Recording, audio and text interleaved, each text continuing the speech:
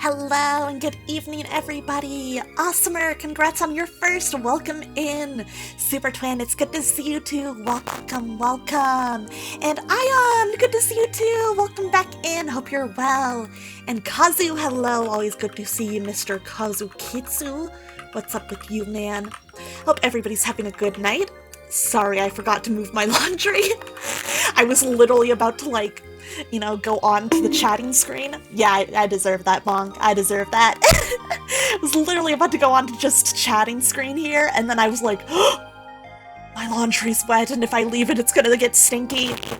So I had to run and move it as fast as I could. But it's good to see you all tonight. I hope you're doing well. There goes my beret. That's fine. We're going hatless tonight. No hats. That's fine, that's fine. The hair is out. Yeah. But I hope you guys are having a wonderful, wonderful evening. Into your pocket it goes. Thief. Thief. What the fuck? What the fuck?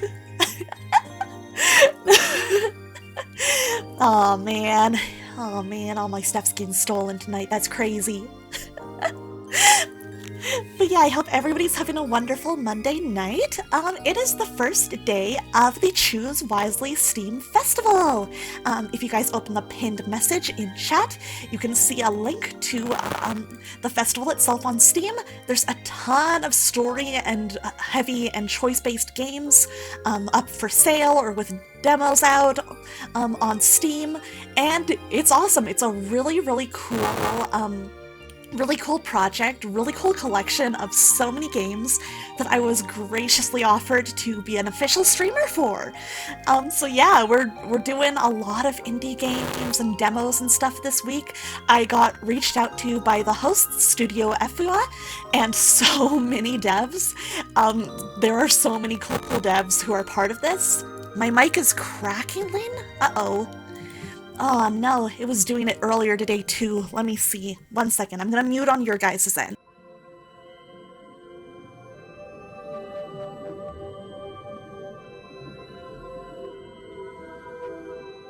Okay, did that help at all? Let me know if it's still crackling. Thank you for telling me, I appreciate that. Yeah, but there's so many devs who are working on some amazing games. Did not fix it? Okay, let me try something else. Oh fuck, okay.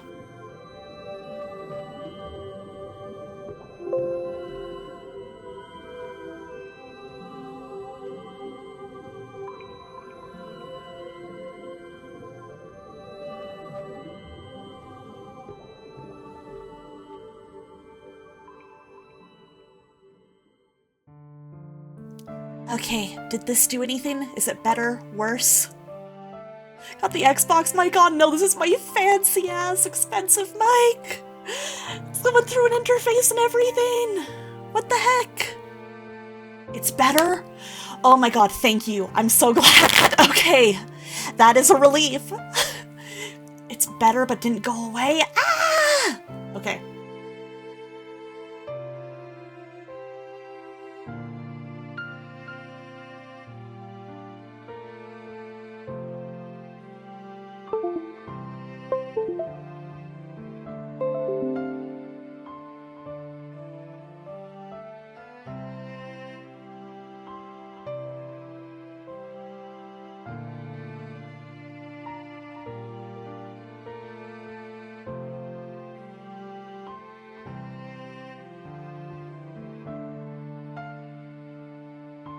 Okay, is this any better? Why did I lose tracking on my model entirely? That's crazy. The heck? No, that is not better.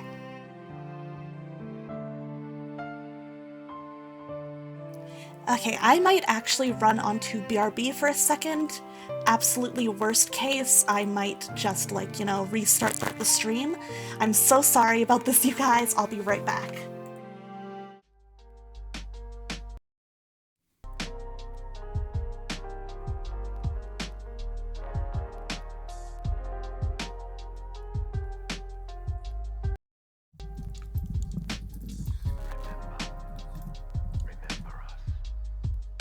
Hello? Hello? Hello? Hello? Oh fuck. I'm still alone.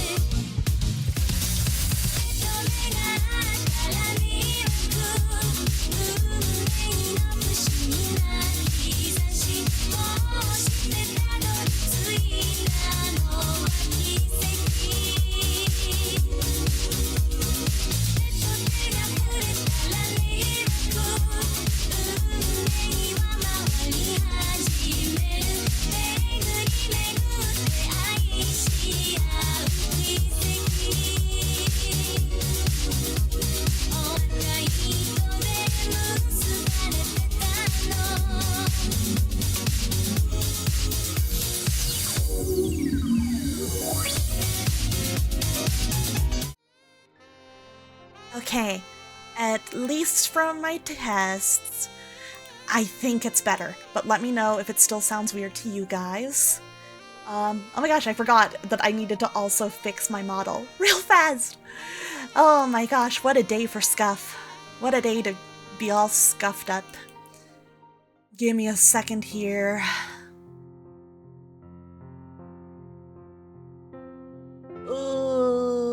Please.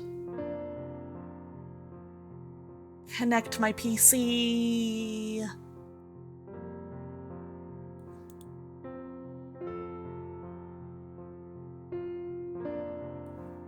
Okay.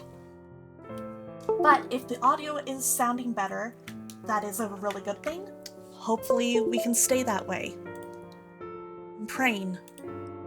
Okay. Thank God. Okay, my face tracking just needed to be plugged back in and out. We're gonna be good now. We're gonna be good now. Oh my goodness, what a start. Okay, I'm back on stream. Yahoo! My apologies for that little delay. Oh my goodness. Can you believe that this happened to me first night of this festival? That's the streamer luck, baby. That's the streamer luck in action. But I hope everybody's having a wonderful night.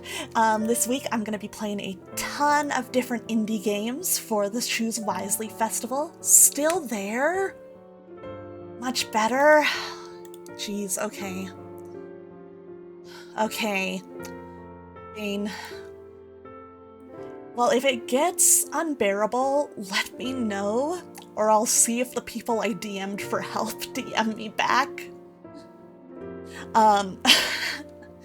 But yeah, we'll see if I can go through on this one. Oh, the beret's back. Thank you for giving it back. I appreciate that.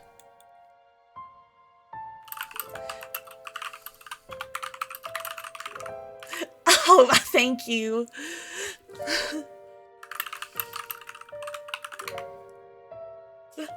Oh man, maybe I need to get a new wire. Oh shit, my glasses though. That's gonna be hard. That's gonna be hard because we're gonna be reading tonight. We're gonna be doing a lot of reading. Because the first game in our lineup is Koibito no Nazo, Lover's Enigma, which is a visual novel. My friend Ari has played it on stream as well, and they really, really liked it. So I'm really excited about it.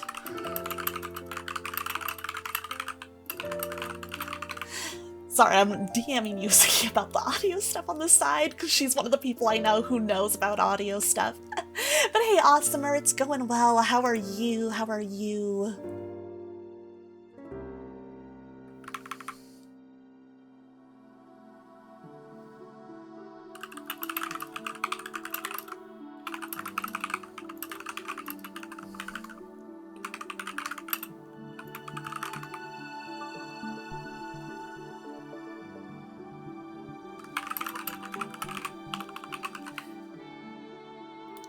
Sorry, there's one more DM to Yuzuki. I apologize, I was like just responding to her about a little bit about my setup. But yeah, let me know if the sound gets bad. But we're excited for some Lover's Enigma. I don't know a ton about this other than, you know, I took a quick look at the trailer. I know that Ari really, really liked it, so if Ari liked it, it's probably good. So yeah, I'm excited. I tried to play Digimon Time Strangers DLC with some friends today, but it was not working, so we're trying again tomorrow. Oh, I'm sorry it didn't work today, Awesomer. I hope it does for you tomorrow. Hope you guys can have fun tomorrow. And Noah around so he doesn't block chat quite as much. But yeah, I think it'll be fun. I think we're gonna have a lot of fun with Lover's Enigma tonight, and I hope you guys enjoy it too. I don't know how long a demo this is. We're just playing the demo tonight, but I'm just curious to find out. You know, it's one of those things where I was like, I want to go in just not knowing as much as possible. I'm also gonna go ahead and place a link to it in chat if you guys are interested in looking at the game for yourself, wishlisting, trying out the demo. There it is. I'll probably post that again towards the end of stream. But yeah, how about let's switch on over. Let's get switched on over. Boop. Okay, that shall be working. Let me know how the game volume is. It's very quiet on my end, which is totally fine. Though, what happened to my... Oh, right, I turned off this because Shadow was in the way before. Okay. So you're gonna play Whispers of the Luminaries on Sunday? Yeah, that's another one of the devs that reached out to me, so I'm really excited about that one.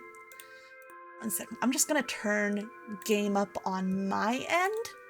It shouldn't affect how you guys hear it, but I'm like, ooh, I want it a little more on my end. Okay, perfect. That's good for me.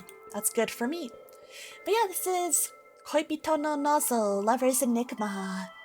I already have, I've taken a look at this first, you know, kind of title screen, and I already love, like, the look of this.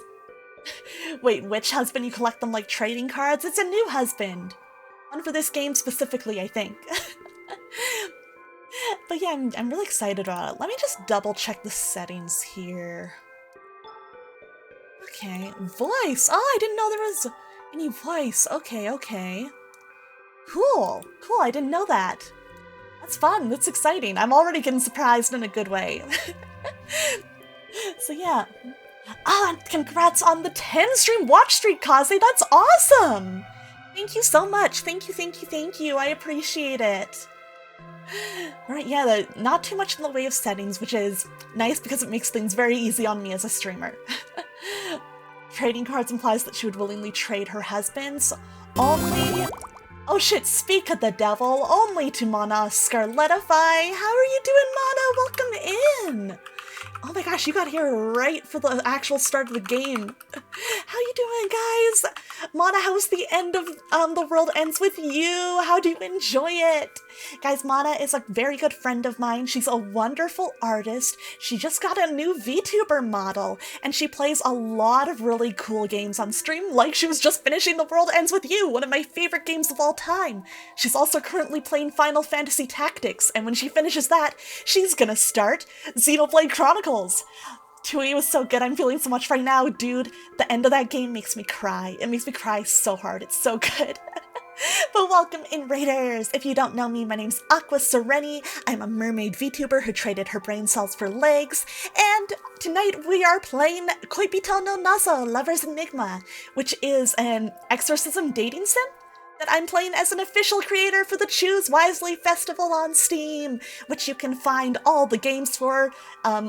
It's a festival and sale, first choice and story-based games on Steam. You can see it in my pinned message in the chat. Mana, you wouldn't believe it. Aqua says she wouldn't trade husbands with you. I was literally gonna say that I would trade with Mana. We both hold the boy's hands, and she knows this. She knows this. She knows this. If she says anything else, she's lying. She's telling no truth. She is not telling the truth. But welcome in, Mana. I know you were streaming for a long time, because, you know, you need to finish that game.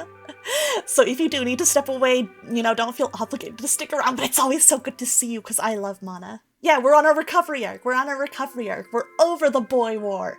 Everything's good now.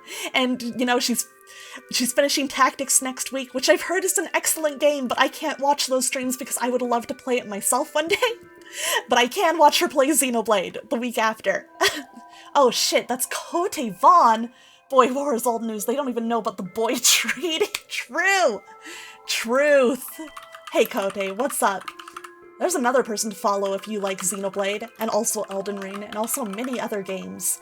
He's a very cool guy. He does fun streams. Cote says the funniest shit without, like, prompting or setup, and I don't know how he does it. You guys should definitely check him out. If you've been seeing the Xenoblade streams, he's been around for those a lot. Even studied on my boy history. I was a fool. You need to study up! Y'all need to study up. Please. I'm begging you. It's so important to be educated on boys. There's so much to know. Why am I that sentence felt weird. Anyways, we're playing I actually don't know how much of this is like horror and how much of it is romance. Like I said. Oh shit, that's the Approaching Snom and Theodore Magnus and Inferno Chim. What the fuck is everybody doing here? That's crazy. Thank you for the resub, Chim. It's good to see you. I hope you're doing well. Please don't tell Cote Vaughn I'm starting Xenoblade Chronicles on Friday, December 19th. He can't know. He can't know. Well, thanks for the resub, Chim. Fuck you for taking my wig. Bitch. Bitch, all of you. Let me also give Chim a shout out. Oh my god. I hope you're all having a great night. Thanks for coming in. Thanks for making me bald. Thanks, I appreciate it. Can't believe you've done this. Let's play this fucking video game. Let's get started. My name is... Can we do lowercase? Aqua, there we go. I don't know why I put that all uppercase. I really wanted to shout it. Thought that was part of the game for a second. Oh my god, Snob. I thought, because it timed so well with me hitting start, I thought that was part of the game for a second. Holy shit. Thanks, Snob. How'd you do that? That's crazy.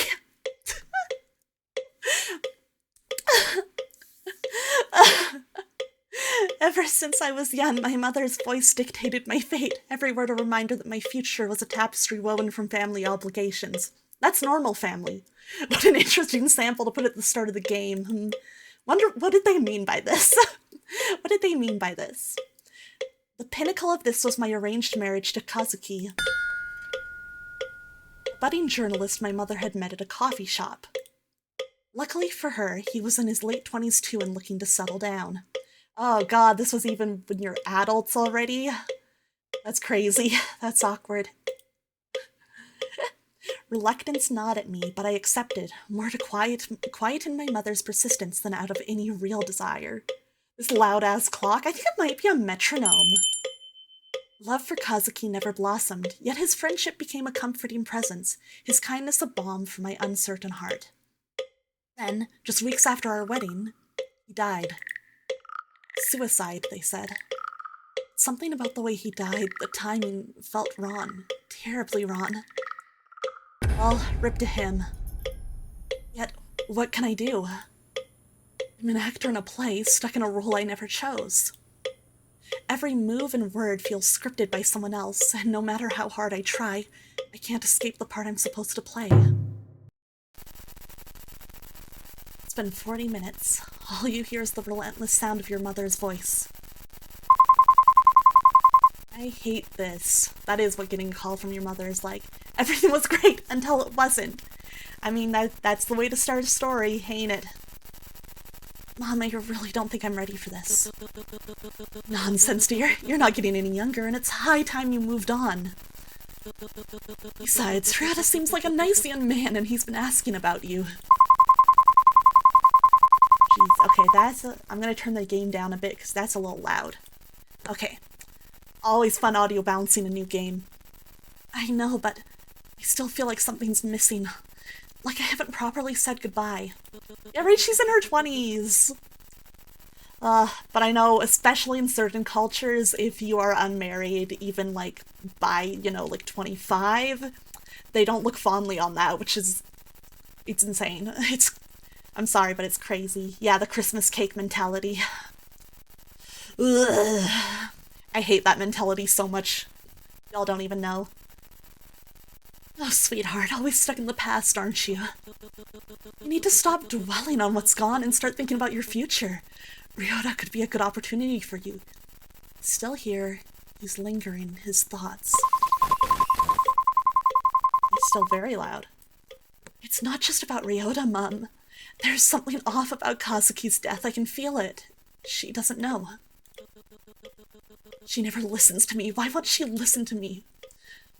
Here we go again with your wild theories. The police investigated and they found nothing. Yay, the kind of anime mom we love to hate. True! Is he the only solution? There's something wrong. You need to accept reality, Aqua, and stop living in a fantasy world. What do you know? I want to see what the rest of this says. But what if there's more to it than what they found? What if Kazuki's death wasn't an accident? Really do love this interface, by the way. Like, this entire style, really nice. They're doing really good, pulling off this sort of, like, yeah, this sort of, like, older, sort of, yeah, VCR-ish, but also reminds me of just, like, older adventure games feeling. I like it. Like, the evil anime mom's always pretty, though, because if you're not, like, if you're evil but you're not hot, what's the point? Enough! I won't entertain your delusions anymore. You need to focus on being a proper wife and daughter, not chasing ghosts. Oh, yes, Mom. Good, now I'll talk to you later. And remember, keep yourself together. We can't have any more embarrassing incidents like last time. It's a little real. This is a little too real, man. It's getting a little too real. Facts, that's why I could never be evil. I think Iris would have some things to say about that.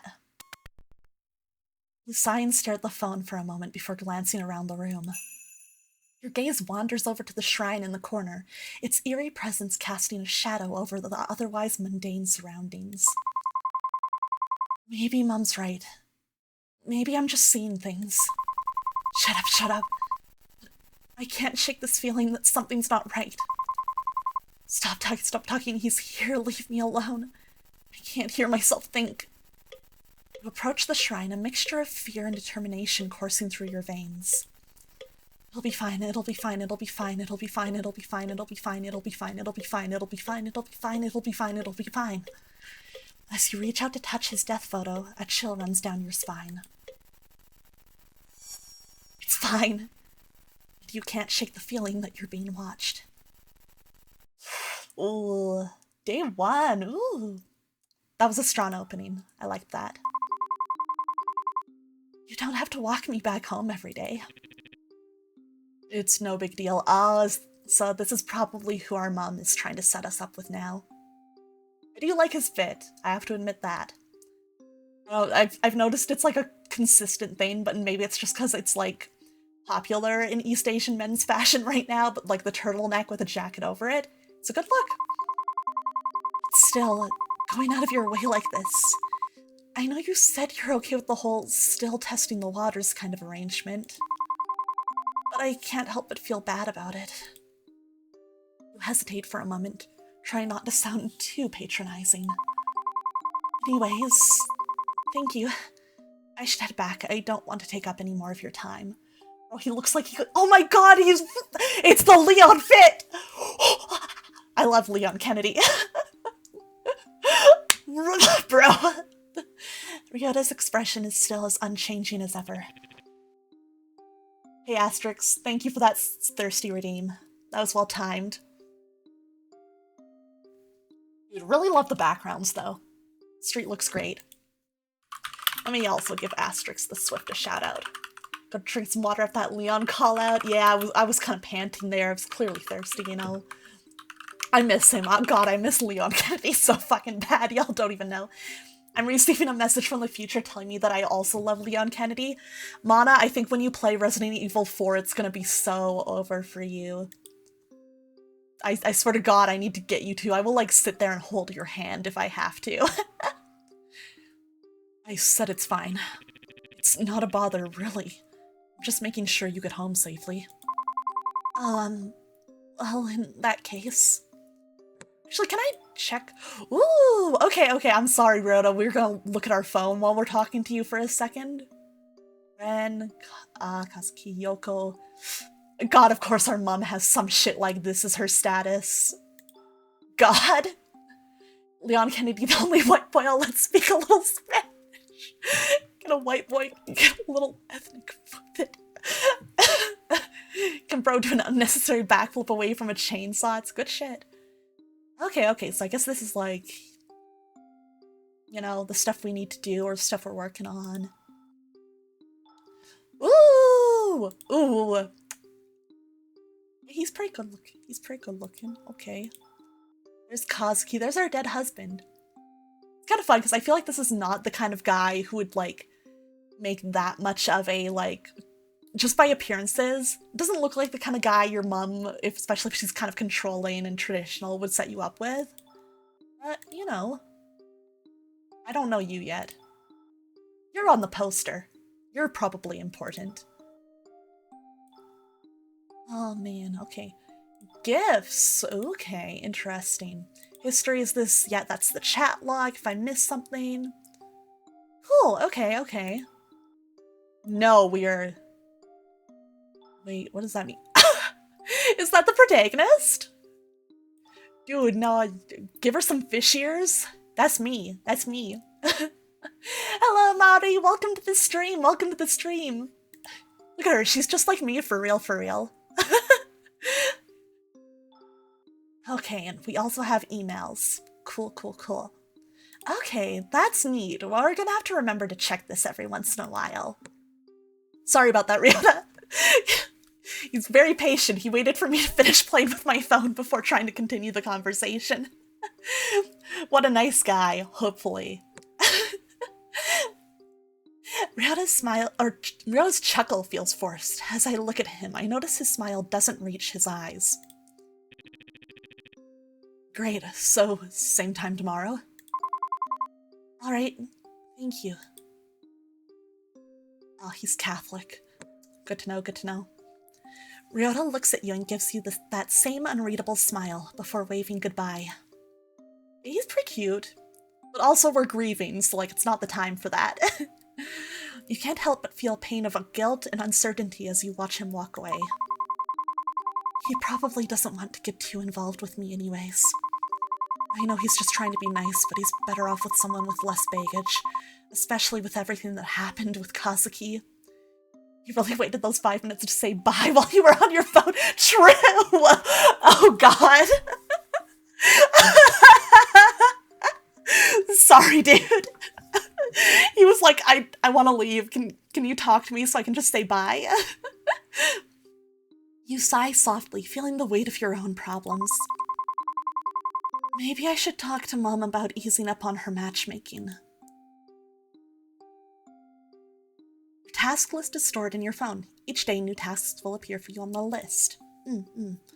Completing tasks will cross them off for the day. Some tasks, like leaving incense for Kazuki, will appear every day. Gotta do that daily. Completing certain tasks will increase sanity, and for character-specific tasks will increase their affection for you. Let's go! On the home screen of your phone, you can check your tasks. Nice. We looked at this. We saw that. In your contact list, you can view the details of all the important people in your life. By clicking onto their portrait, you'll be able to see more details. Okay, actually, yeah, let's take a look at that real quick. Let's get... No! Oh, it's because we're already in. I'm dummy.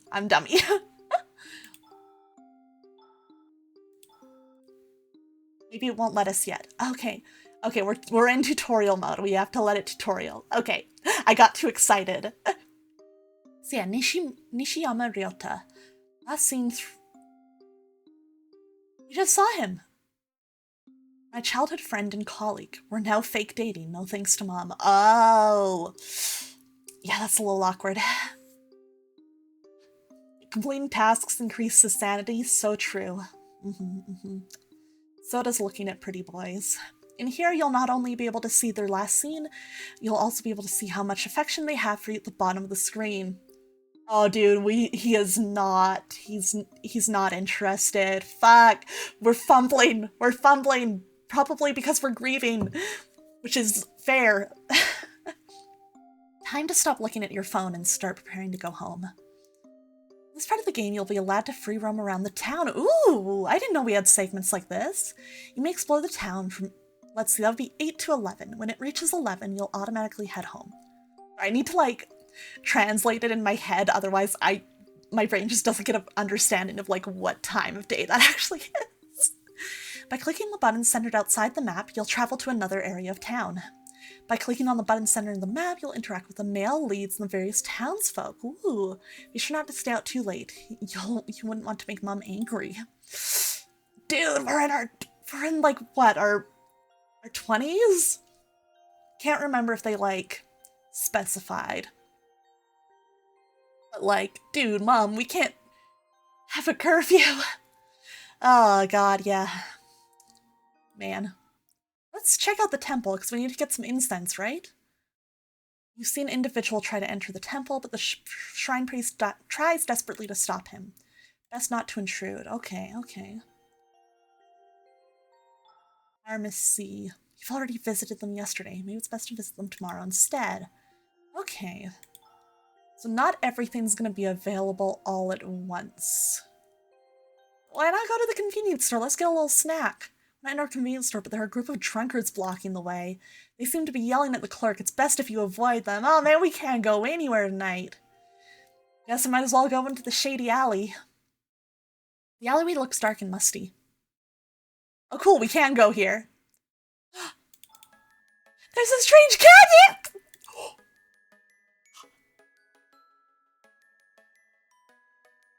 Bro.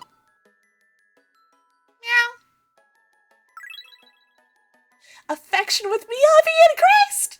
How you know? How you doing? Good to see you. You're doing well. We just...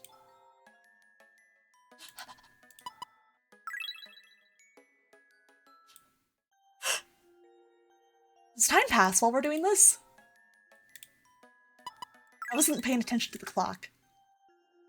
Oh, okay, it's 10 minutes for every time we pet the cat? Dude, we could do this so much! We could do this all night! Let's fucking go.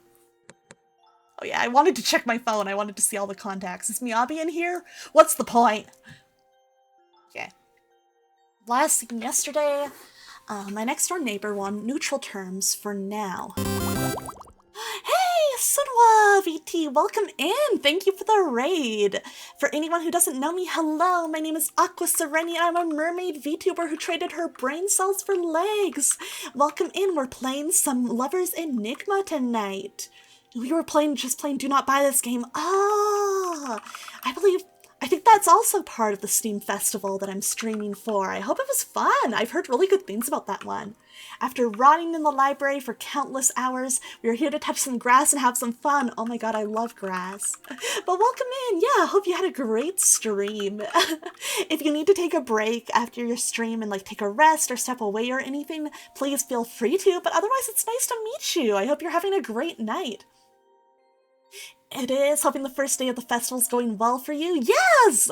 I'm not super far into the Lovers Enigma here yet, but I'm really liking it so far. This has like a great visual style and just, yeah, the entire game, like, it's interesting so far. It's got a very interesting start to it. And we can also do something that is very important here. I'm going to show you guys. And Boomji, Balmy Jane, thank you. Let me know if I pronounced that right. Thank you for the follow. Welcome in. Anyways, absolutely fantastic. Peak gaming. Peak gaming. And Somewhat, thank you for the follow as well. Welcome in. Bombi is fine? Okay, thank you. Appreciate it. But yeah, right now we're at a segment where we can explore town. I went into a strange alley, because, I don't know, it seemed like a good idea at the time. It seemed like a good idea, and that's where I found the cat, so it was a good idea, and I'm always right. Hello, Aries-san! Welcome! Thank you for the follow! I'm a genius, despite my lack of brain cells.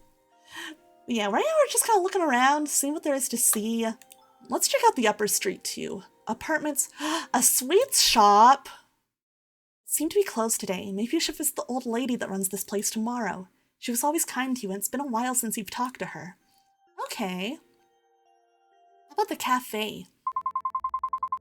Cafe's closed today. I should head back home. Oh, you were playing 2 games. Do Not Buy This Game in Taisho Romance Theater. Taisho Romance Theater is also on my schedule for later this week.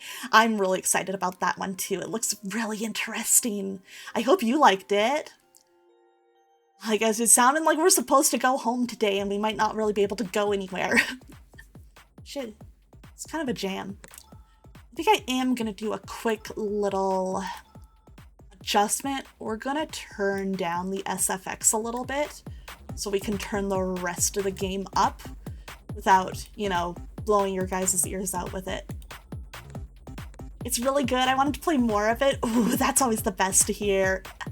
Yeah, I feel like I'm gonna be like adding so many games after this festival to my wish list.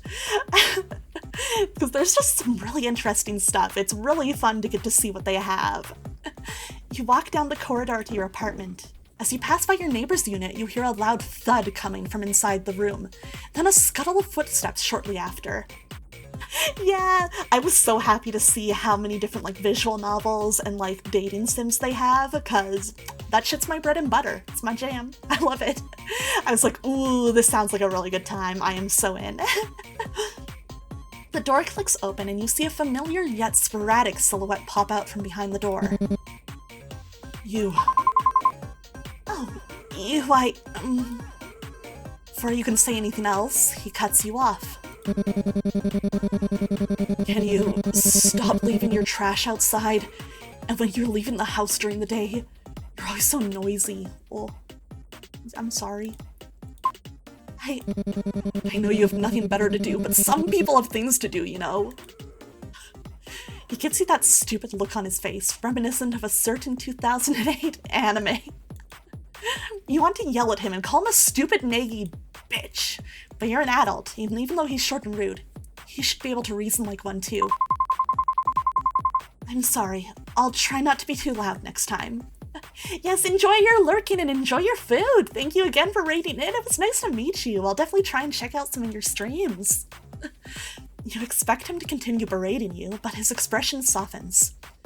Seems as though he too was expecting some sort of resistance from you. Oh my god, the pout? We talk about the pout? Yeah, you'd better. Ren looks at you for a moment, a hint of defensiveness in his gaze, before reluctantly nodding his head and closing the door behind him. What a strange guy. I barely see him, and when I do, he lectures me. Whatever, I can't let some weirdo ruin my day. Okay, I think I'm understanding though. So, SFX we can probably actually turn up, but it's a voice I'm gonna turn down a bit.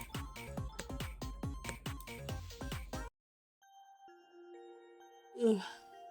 Can we go bother him more? I think that'd be funny. Give her a sigh before it goes quiet again. Maybe I shouldn't try again. Boo! I want to bother boys! You finally enter your apartment.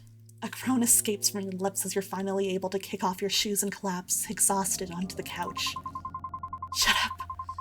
Why do I always have to deal with the weirdos after a long day of work? Shut up, I'll hurt you. Shut up, stop talking, shut up. Speaking of work, I can't deal with it anymore. There's too much going on.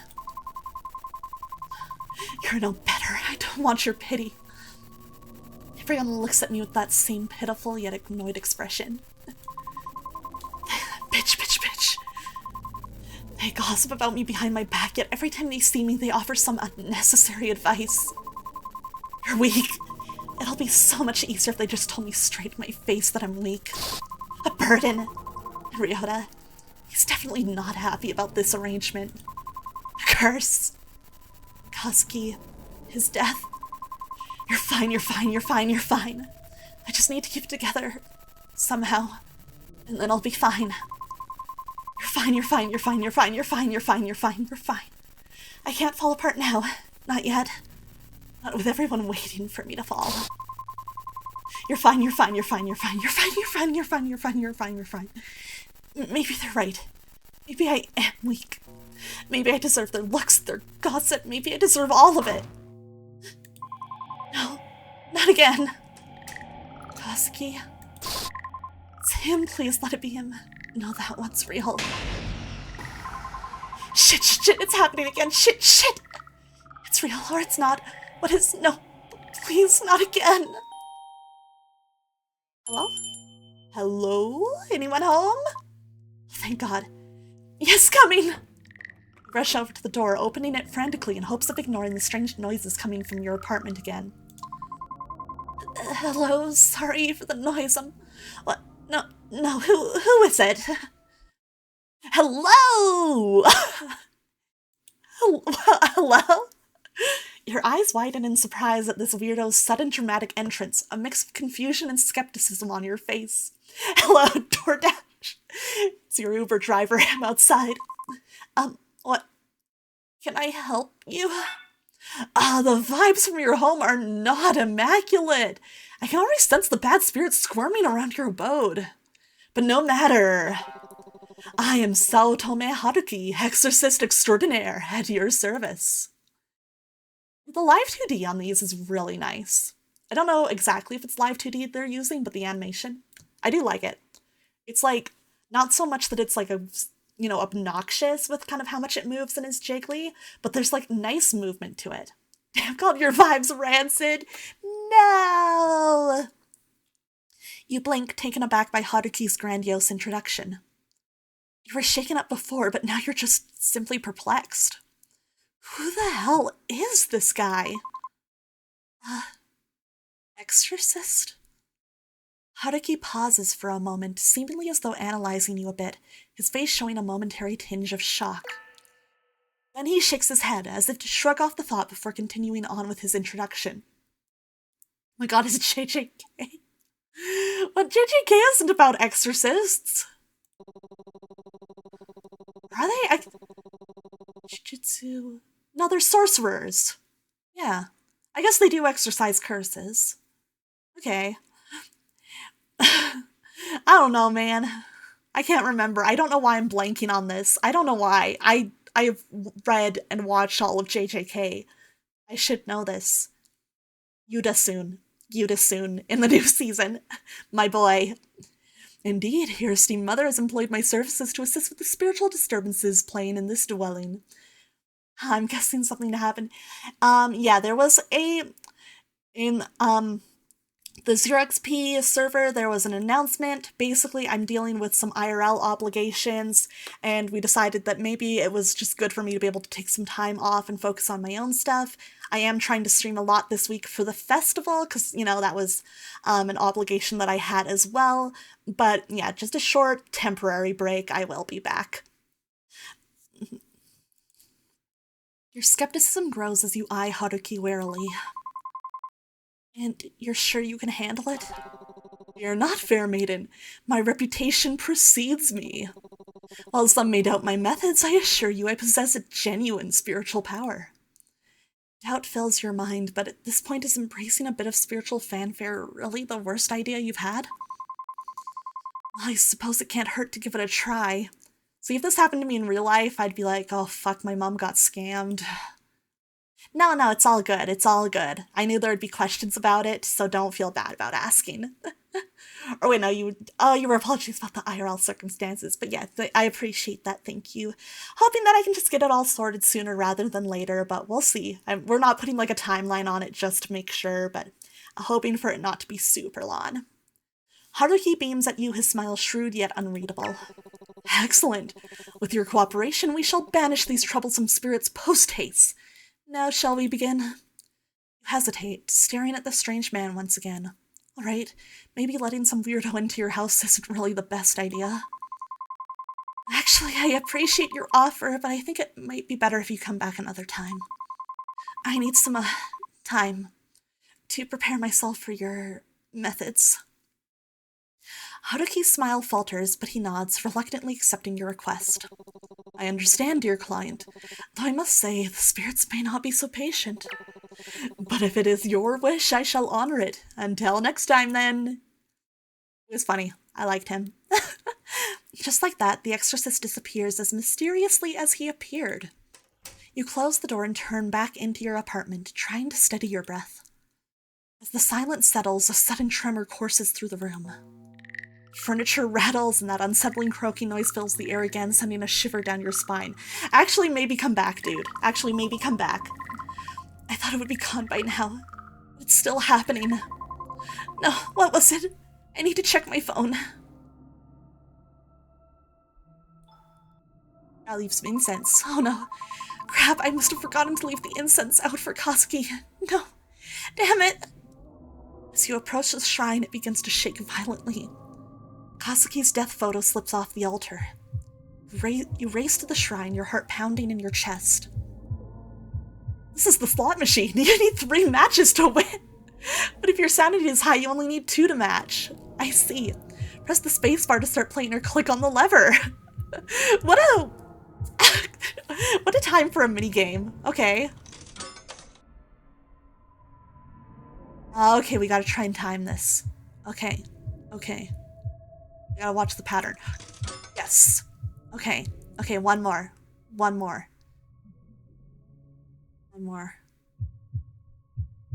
Bam. Gaming. Gamer girl. Yay, we did it, jackpot! You managed to catch the photo just in time, clutching it tightly as you stare at it. I hope those get, like, faster and faster the further you get into the game. Your heart still beating loudly in your chest. Surprised at your own reflexes, you gaze at the photo longingly, wondering if some divine intervention had guided your hand. You take a deep breath, trying to collect your scattered thoughts. With trembling hands, you carefully place the photo back on the mantel. Stepping back, you let your eyes linger on the image, your heart heavy with a mix of confusion and longing.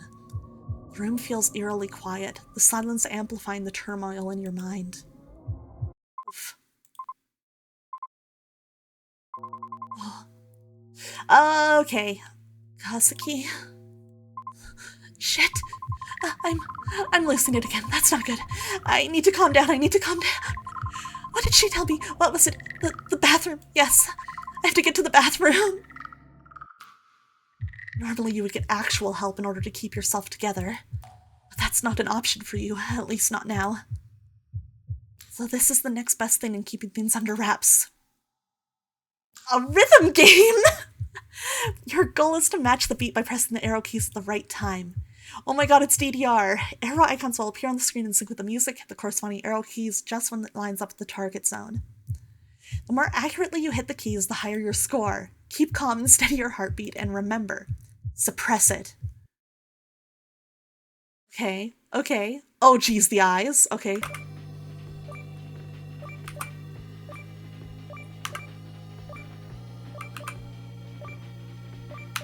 I'm sorry, I'm gonna go quiet.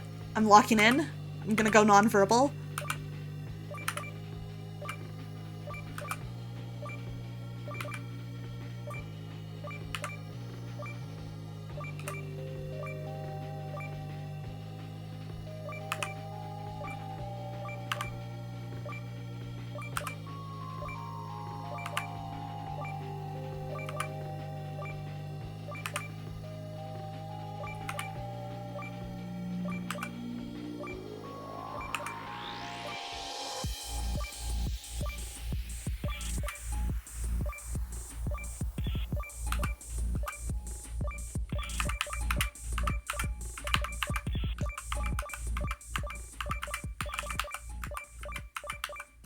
Okay. Have you played a mobile game with your life on the line? Okay, I'm fine. I'm good. It's under control. My head hurts. I should go to bed. Damn, you ever just like have to pull out your phone and start playing games to get through the horrors? Mistress is tired by my mother, a bit of an oddball. Okay, fake dating. Next door neighbor, on neutral terms. Hosky. Before his passing, he was a journalist who my mom met at a coffee shop. He was an important friend. The spirit was impressed with your gaming skills. Real. Yoko, my childhood friend and Ryota's sister. Ah, she's always been my closest friend. Tech notes, Mom. Seems about right. Seems about right. Do we have any emails? No.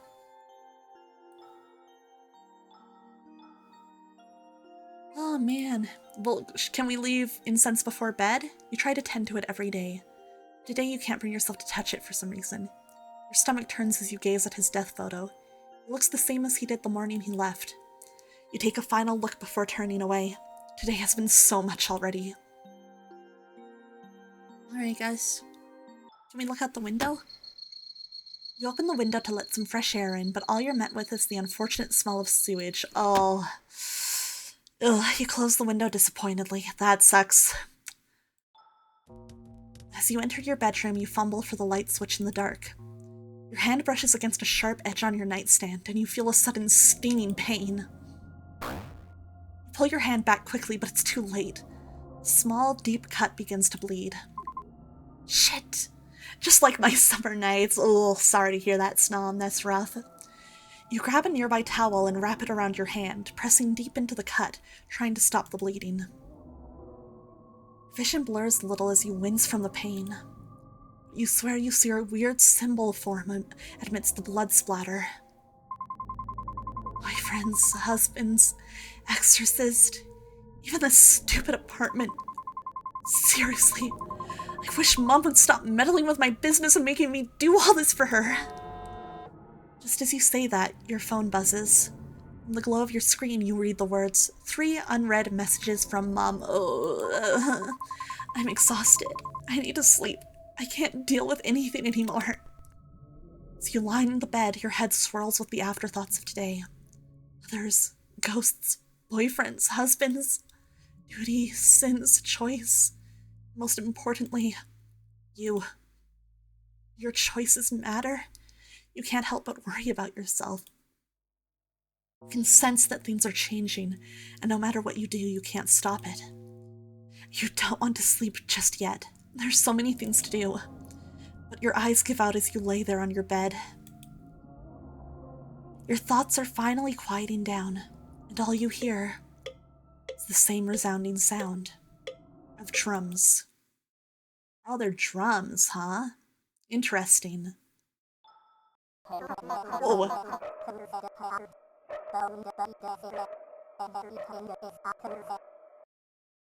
Okay. So that just happened. Alright, I guess. I can head home from here.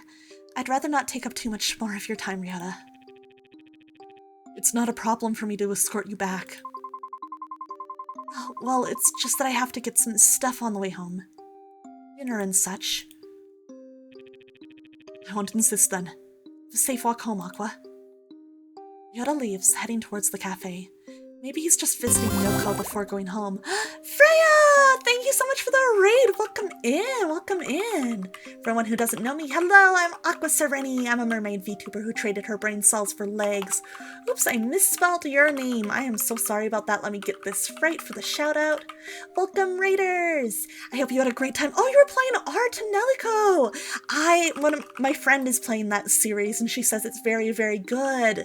I hope you're enjoying it. Welcome on in, raiders! Hey, Don Don Pataton!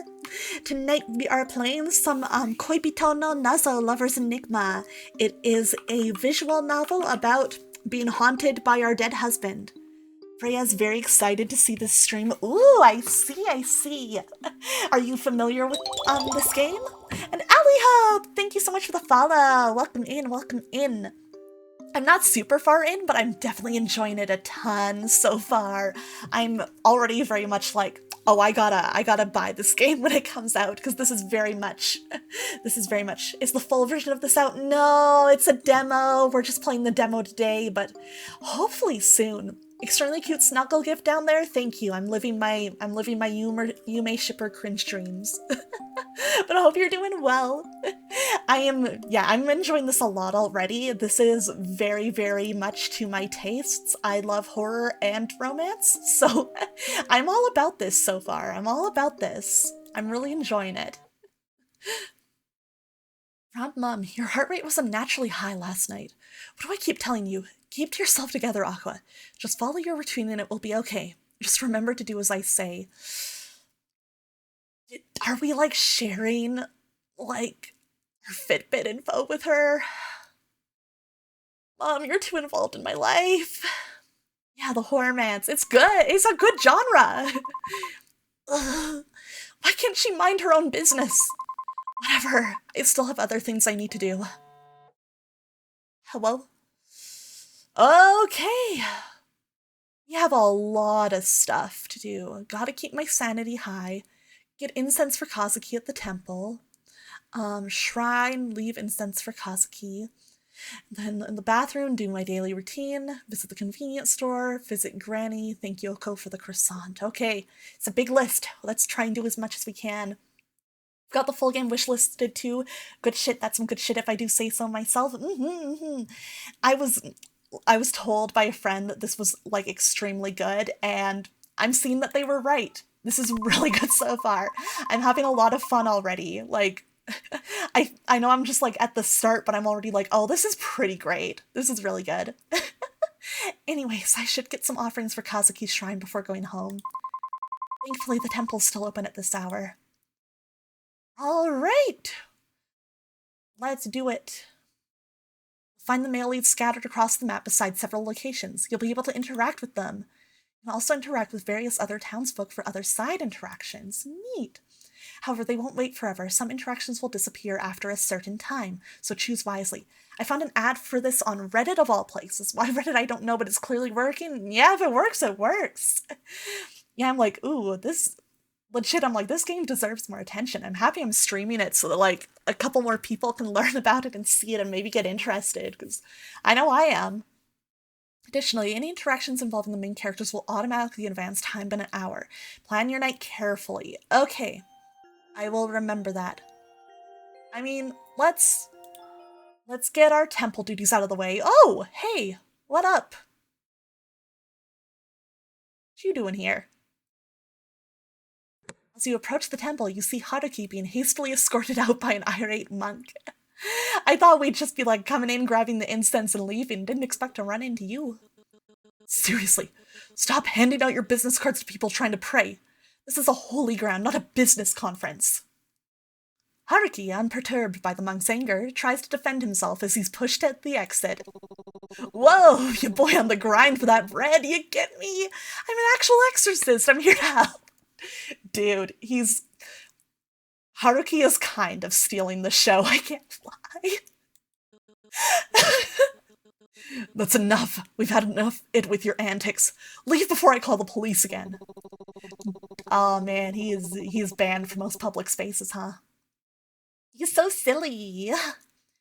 Jeez, I'm doing what's called marketing, all right? People need my help, and I'm not gonna stop spreading the word. Ooh, options, options. I'm not gonna leave, but imagine just seeing this and turning around and walking away. Well, let's speak up. I'm curious. Excuse me. I can vouch for him. He's an actual exorcist. I'm actually one of his regulars. The monk turns to you, his brows furrowed in skepticism.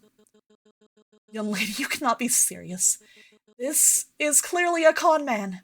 You need to be more cautious. People like him prey on the vulnerable. I understand your concern, but he has genuinely helped me. I wouldn't be defending him if he wasn't the real deal. The monk studies your expression, his stern look softening slightly as he considers your words. You honestly believe that? It's hard to believe anyone would find help from such a character. See, I told you I'm a real exorcist. Just trying to help people. No scams here. Give me a chance and I promise I'll respect your holy grounds. No funny business. Just good old... Monk sighs, clearly torn between his duty and your insistence. Oh, shit, okay. Okay, let's give it a shot. Whoop, okay. One more. Reagan-looking dude. Oh my god, yeah. Very Reagan-coded in some ways. Oh man, Mob Psycho 100 is such a good anime. I miss it. Alright, I'll give him the benefit of the doubt this time, but if I catch him causing trouble again, he's out for good. Thank you for understanding. Trust me, he's really helped me out of some bad spots. Monk nods reluctantly. Very well, I'll take your word for it. Just make sure he respects the sanctity of this place. Haruki grins widely, clearly pleased. Thanks for backing me up, Aqua! You're the best. I owe you one. Love the emojis in his speech. Anyway, dear client, what brings you to this sacred ground? Surely you didn't come just to witness my flair. Well, let's be real with him. Yeah, I came to get some stuff for Kazuki. What a kind-hearted wife. How commendable. Though I must add a little note. Simply bringing gifts might not suffice to appease all spirits, especially those of the rather malevolent kind. And that's where you come in. You flatter me, my dearest client. I shall do my best to navigate these intricate spiritual matters with the same flair and expertise you do believe I truly possess. Flair and finesse, huh? Sounds like you're selling yourself pretty hard. Well, one must advertise their talents. Besides, I believe that a little charm never hurts anyone, especially when it comes to dealing with the otherworldly. Think of it as an added bonus to my professional services. Not hearing some points there because I thought he was going to say especially when it comes to dealing with a woman, and I was going to be like, ugh. But no, he saved it. Saved it. Good job, dude. You don't know how close you were to death. You're always so cheerful, Haruki. I really feel like I can relax when you're around.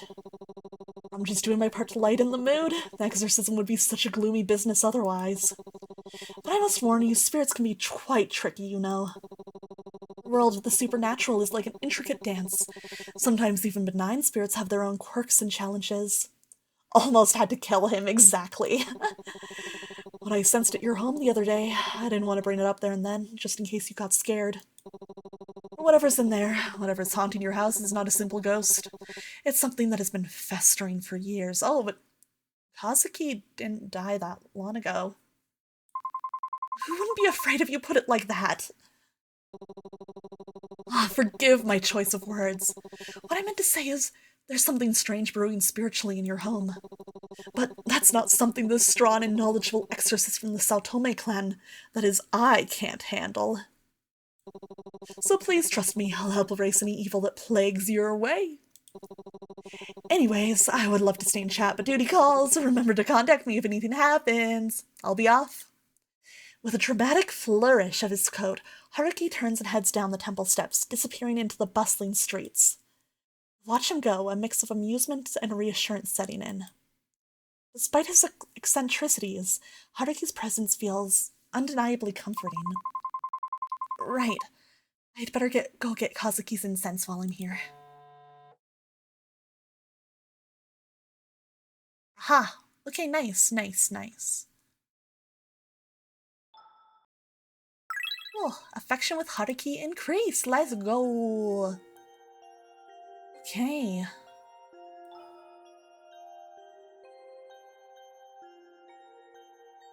Let's see. So it looks like Ren's at the convenience store.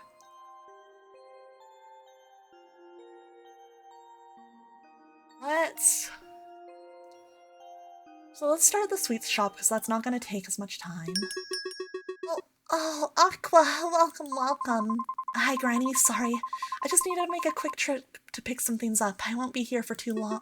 Nonsense. Aqua, stay as long as you want, in fact. If you'd like, I can brew some tea for you in the back. You seem so stressed out. Oh, besides that, where's little Kazuki? I've never seen you two apart. Two peas in the pod, as they say. Kazuki, he passed away recently. Oh, I'm so sorry, dear. Could it be that he was the poor boy on the news? Silently you nod, confirming her words. Oh, how tragic. I'm so sorry. Come here, my dear. Yeah, let's get a hug. After just a moment of hesitation, you walk toward Granny, feeling the warmth of her arms enveloping you, the touch of comfort you've been unknowingly needing. She gently rocks you back and forth. Going through so much, poor thing. Are you doing okay? You give the tiniest of nods. You're being very strong, Aqua. She stops to hold you at arm's length. You're welcome to stay a little longer in my shop if you wish, Aqua, but... She pauses for a second, letting go of you to disappear into the back room, only to reappear a moment later holding a punnet of strawberries. Please, have these. They were always Kazuki's favorite whenever the two of you visited. Oh. How much would that be? She pushes the strawberries towards you. She's so nice. On the house. Please pass Kazuki my well wishes, wouldn't you? You gratefully accept the strawberries before glancing at the time. Thank you, Granny. I'll just get what I need. Takes you a moment to gather everything else you need, money in hand to pay Granny for them. It's quite all right, my dear. Based Granny, right? Love this lady. She's so cool. She's so nice. What the hell? Feeling touched by her kindness, you pick the items up and leave to carry on your other tasks. Oh. All right. We visited Granny. Sanity increased. Let's go. Oh, why am I getting bonked? What the hell? Oh, my glasses are back. Thank you, Awesomer. Thank you, thank you. Now I can read properly again. All right. Oh, okay. As time passes, the guys do most likely move around, it looks like. It doesn't... Okay, we'll be back for you. We'll be back for you. It's the hammer I used to fix glasses. Oh, the cafe's closed. Shit. Okay. So I do have to watch for stuff like that. Okay. Okay, let's, I guess, visit the convenience store. It's probably still open late.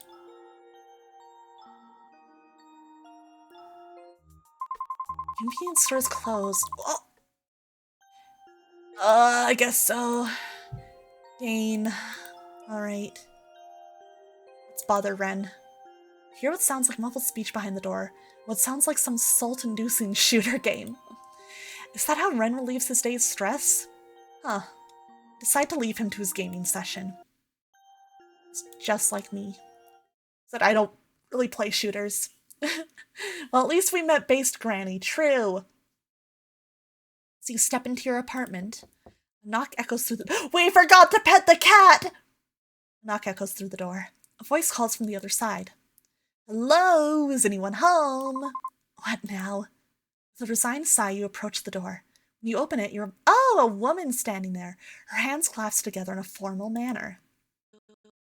Have you found salvation through Hiroshi no Kami? Salvation? What do you mean? Forgetting to pet the cat is a reset moment. Dude, if I had the save file, I would be right now. I would be. It's fine. We pet the cat so much yesterday, right? It's gotta be fine, right? Hiroshi no Kami, the Divine One, offers visions and guidance to those who see the truth. He is a light in the darkness, the savior of lost souls. You seem like someone searching for answers. Why not explore what he has to offer? Embracing his guidance might bring you the balance and peace you need to keep things in order. After all, in the midst of chaos, true balance is found through the light of the divine. No, no. No thanks. I don't really want to. I try to close the door, but the cult member wedges her hand into the gap. Oh god, nightmare, nightmare. I understand your reluctance, but Hiroshi no Kami's light is too important to ignore. This path offers salvation and purpose, and turning away now means missing out on a profound truth. Please reconsider. Our door is always open, but the time to accept his guidance is now. Okay.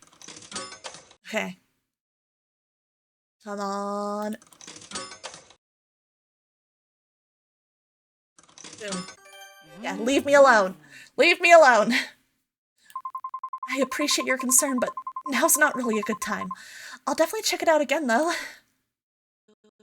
I understand it's not the best moment, but Hiroshi no Kami's guidance is essential. This opportunity to find balance and peace might not come again. Isn't your search for answers worth exploring? It's the mini-game, you know? To see if you can do things right.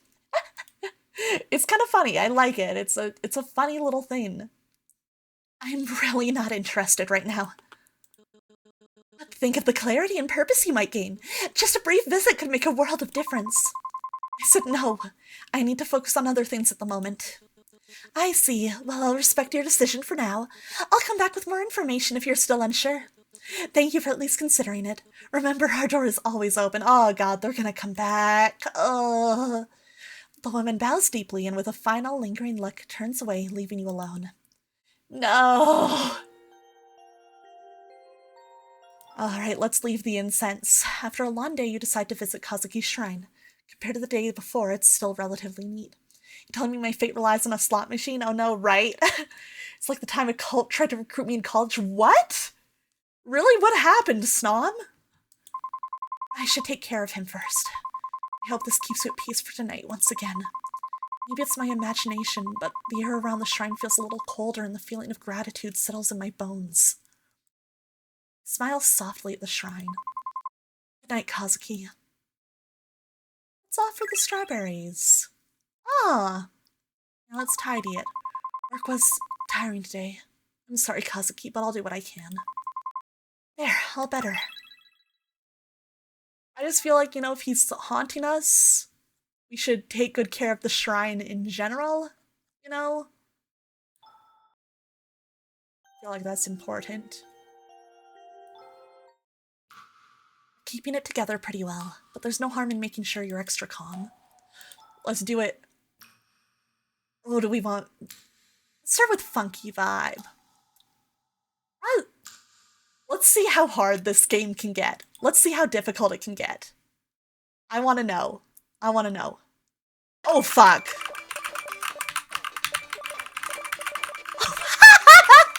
Oh, fuck. Fuck me.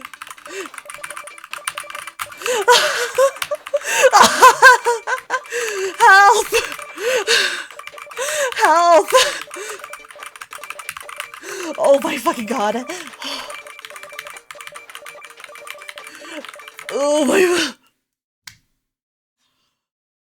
Okay, that was pretty hard. That was pretty hard.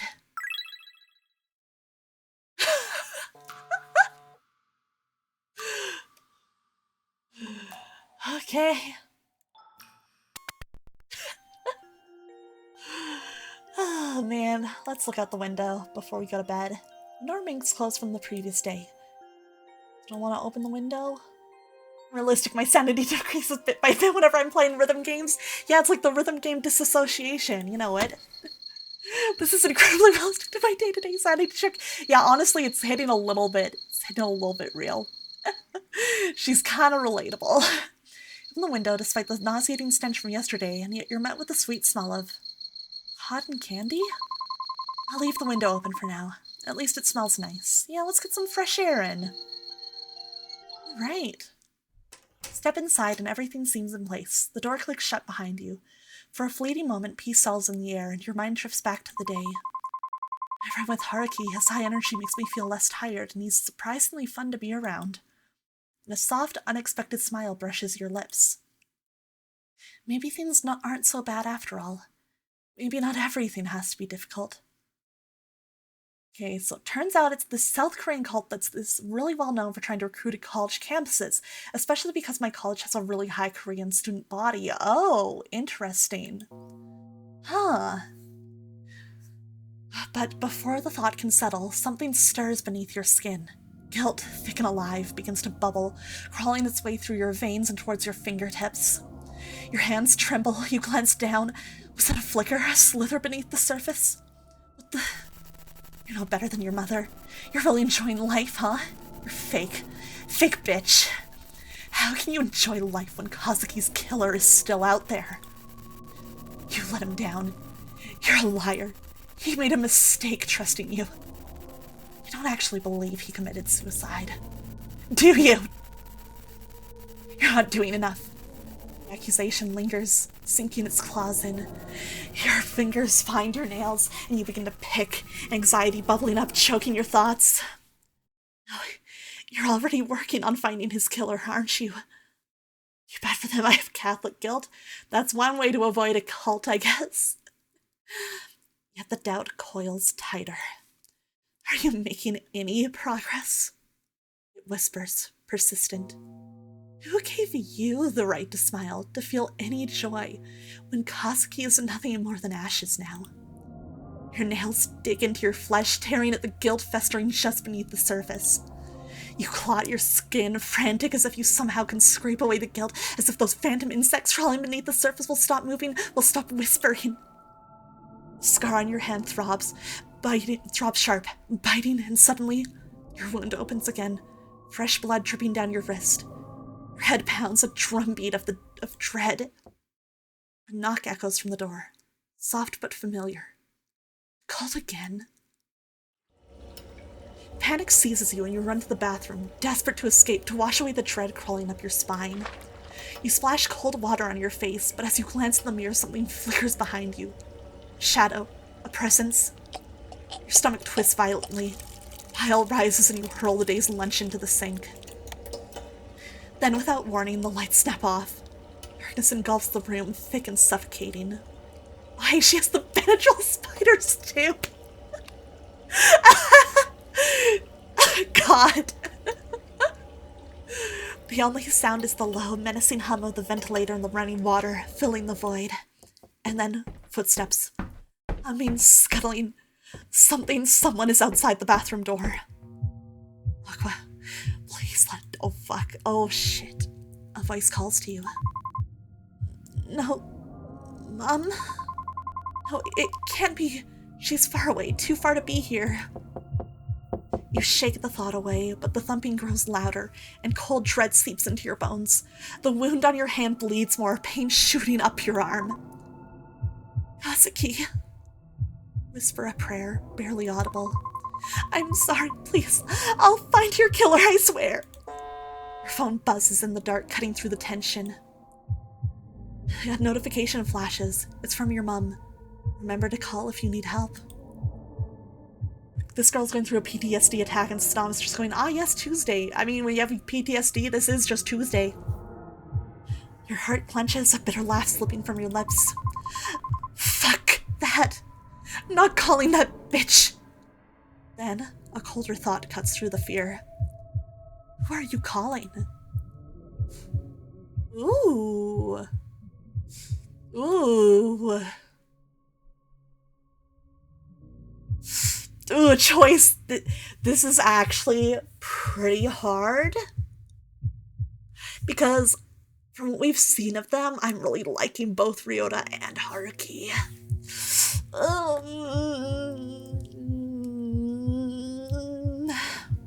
We've seen Call the Cat. True!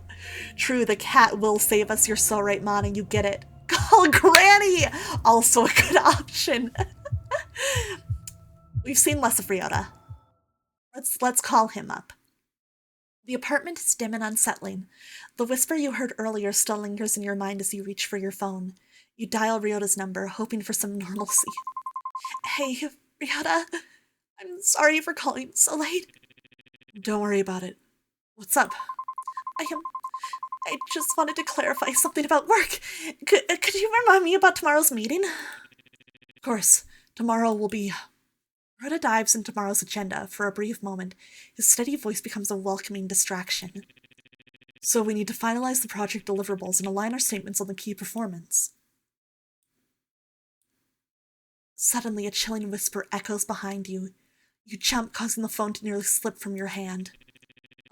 Hello? You alright? I thought I heard something. It's nothing. Just a draft or something. I see. As long as you're fine. Let me know if you need me. I'll be here to help. Yeah, thanks, Before you can finish, another crash startles you, making you jump. What was that?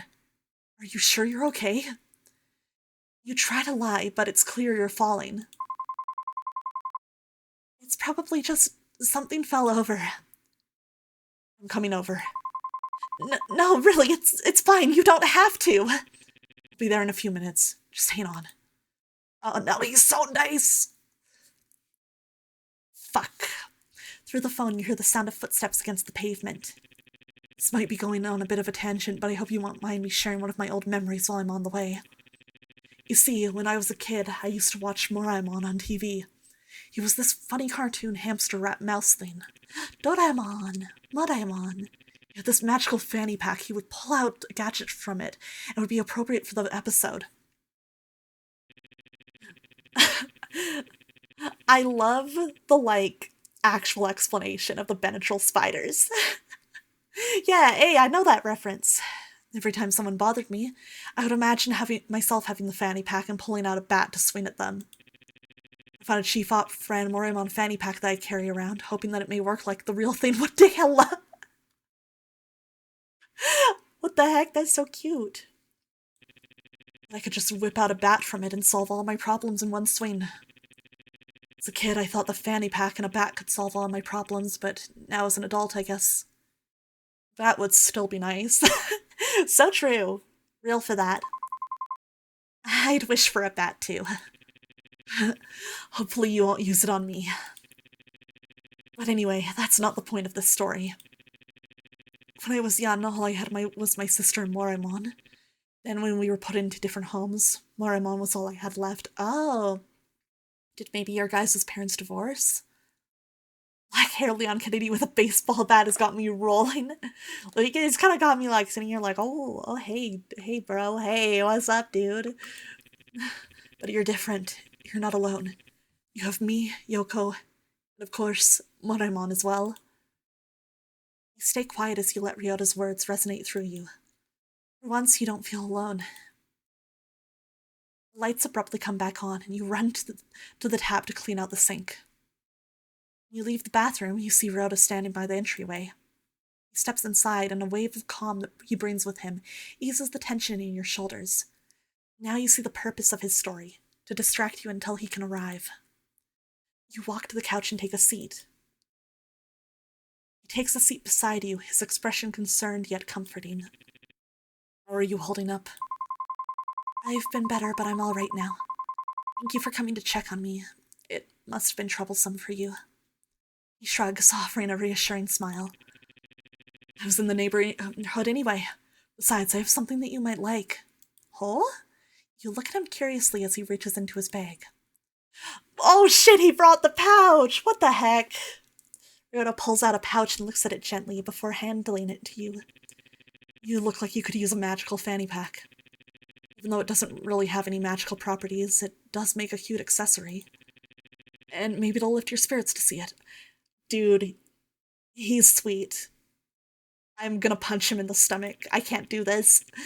I know that it isn't much, but I hope that it'll bring you some comfort anyway. Fuck off. Leave me alone. Pet this guy? Oh god. I'm shy. Ryota nods and heads to the kitchen, straightening out some of the furniture on the way, and you hear his well-meaning nagging about throwing out the old food in your fridge. Why? Because He makes me feel things. I don't want to feel things. There we go. He returns with a tray of tea and sits with you as you take slow sips from your cup. Thank you, Ryota. Sorry for roping you into all of this. This might be the third time you've said this. I mean it. The whole fake dating thing, too. I never once felt forced to do it. I did it. I still do it. Because I care about you and I want to be here with you. I'm punching my monitor. Go away, go away, go away. Do you remember that time in high school when you stood by me and Yoko during the chaos with our parents? You didn't have to, but you did because you cared. Now it's my turn to be here for you. So please don't push me away. I'm shy. Aqua's swinging her bat at the nearest sign of kindness. Listen. Sometimes when you're not used to someone being that sweet to you, it's scary. It's like, no, stop. What is this? What do we do? I don't know how to respond. Oh God. you know? It's just hard. Everything with Kazuki, the investigation, the people who keep knocking on my door. It's all so overwhelming. I know it's tough, but we're in this together. We'll figure it out one step at a time. I just hope I'm not dragging you down with my mess. You're not dragging me down. If anything, we're helping each other stay afloat. Besides, Yoko would kill me if I left you to handle this by yourself. Thanks, Ryota. I don't know what I'd do without you. You'd manage. You don't have to be alone. We'll face whatever comes next together. I'm gonna throw him out this window. Ryota eventually leaves, thank God, but not before giving you a reassuring pat on the shoulder. No! You watch him go, feeling a mix of gratitude and sadness. As you get ready for bed, you notice the Moraemon pouch on your nightstand. You can't help but poke at the character on the side of it, trying comfort from the memory of your friend. With a deep breath, you close your eyes, hoping for a peaceful night's sleep. Oh God, he's so nice. Oh no, I don't know what to do. I don't know what to do when people are nice. It's scary. As you drift into sleep, fragments of another life flicker through your mind. Faces and voices swirl around you, familiar yet distant, leaving an unsettling sense of déjà vu. There's a leader's presence, a protector's shadow, a friend's warmth, a wanderer's wisdom, and a companion's loyalty, all tangled in memories you can't quite grasp. Red on one side and no on the other. No. You want to make sense of it, but weariness pulls you deeper, into a void-filled slumber where the past whispers but never fully reveals itself. I'm a little nervous, but I'm curious.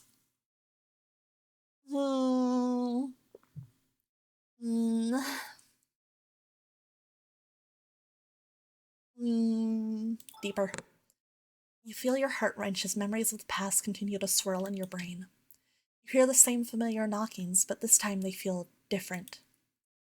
Not teeming with the same malicious intent brewing in your apartment, but with an air of protectiveness, warmth, and even love. Someone loved you very much. He cared about you in the past. When you were chased out of your village, he took you in. Yes, him. He had everything. Mansion, servants, and power, huh? Is this like a past life? Unlike the people at your village, he wasn't afraid of you, even though you brought endless calamities. He was potential. He saw strength and he saw kindness. Despite everything, you were the calm in his life. Until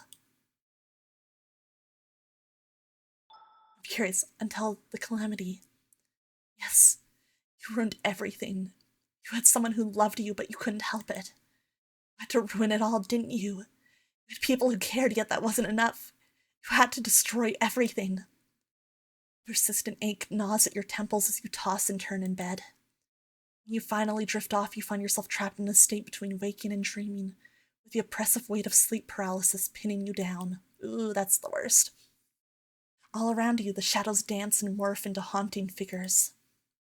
Muffled voices, distant and unintelligible, echo in your ears as they scream your name.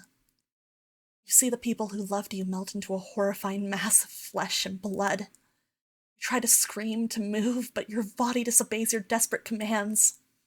Just when you think you can't take any more, the darkness recedes. You wake up drenched in sweat and trembling, the nightmare's clinging remnants leaving you shaken and exhausted. Well, I have less sanity now. Oops. Whoops! After work, you're stepping off the train with Ryota. Your phone suddenly rings. Seeing that it's an unknown number, you excuse yourself and step aside to answer, leaving Ryota to wait for you curiously. Hello, this is Officer Watanabe. I'm calling to discuss Kazuki's case. Yes, what is it? Have you found something? Did you find his body? Actually, we didn't find anything.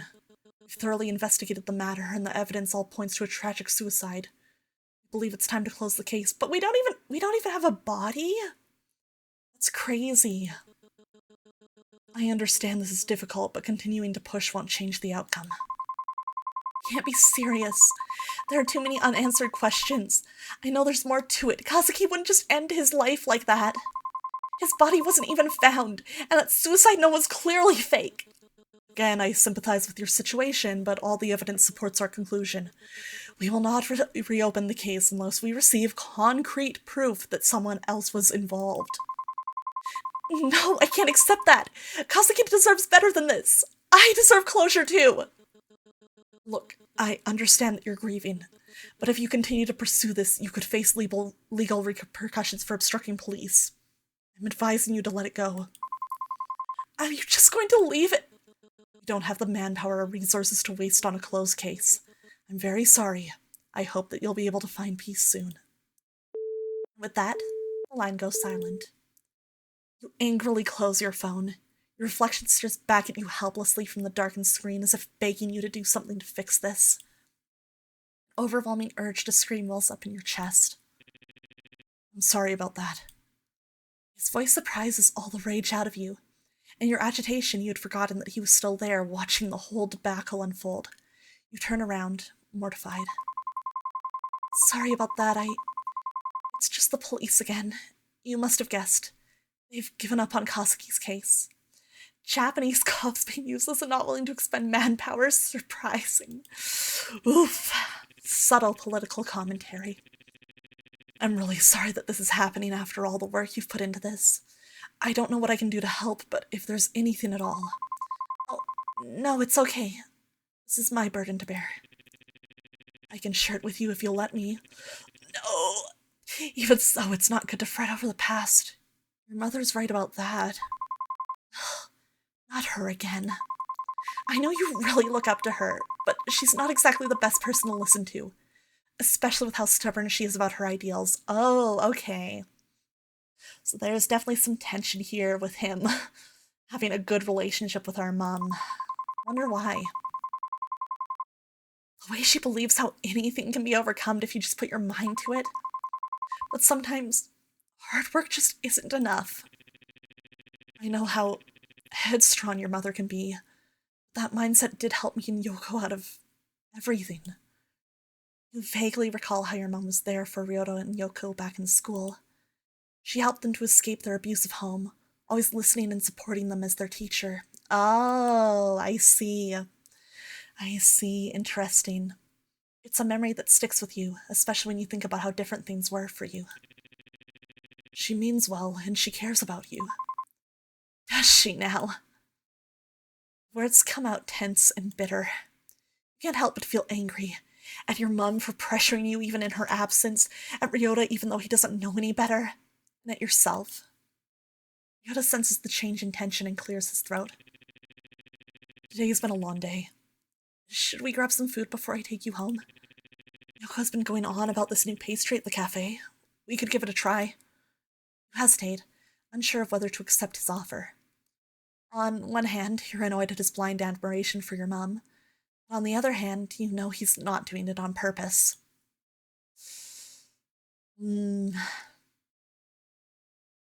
I think in this situation, I would probably accept the invitation.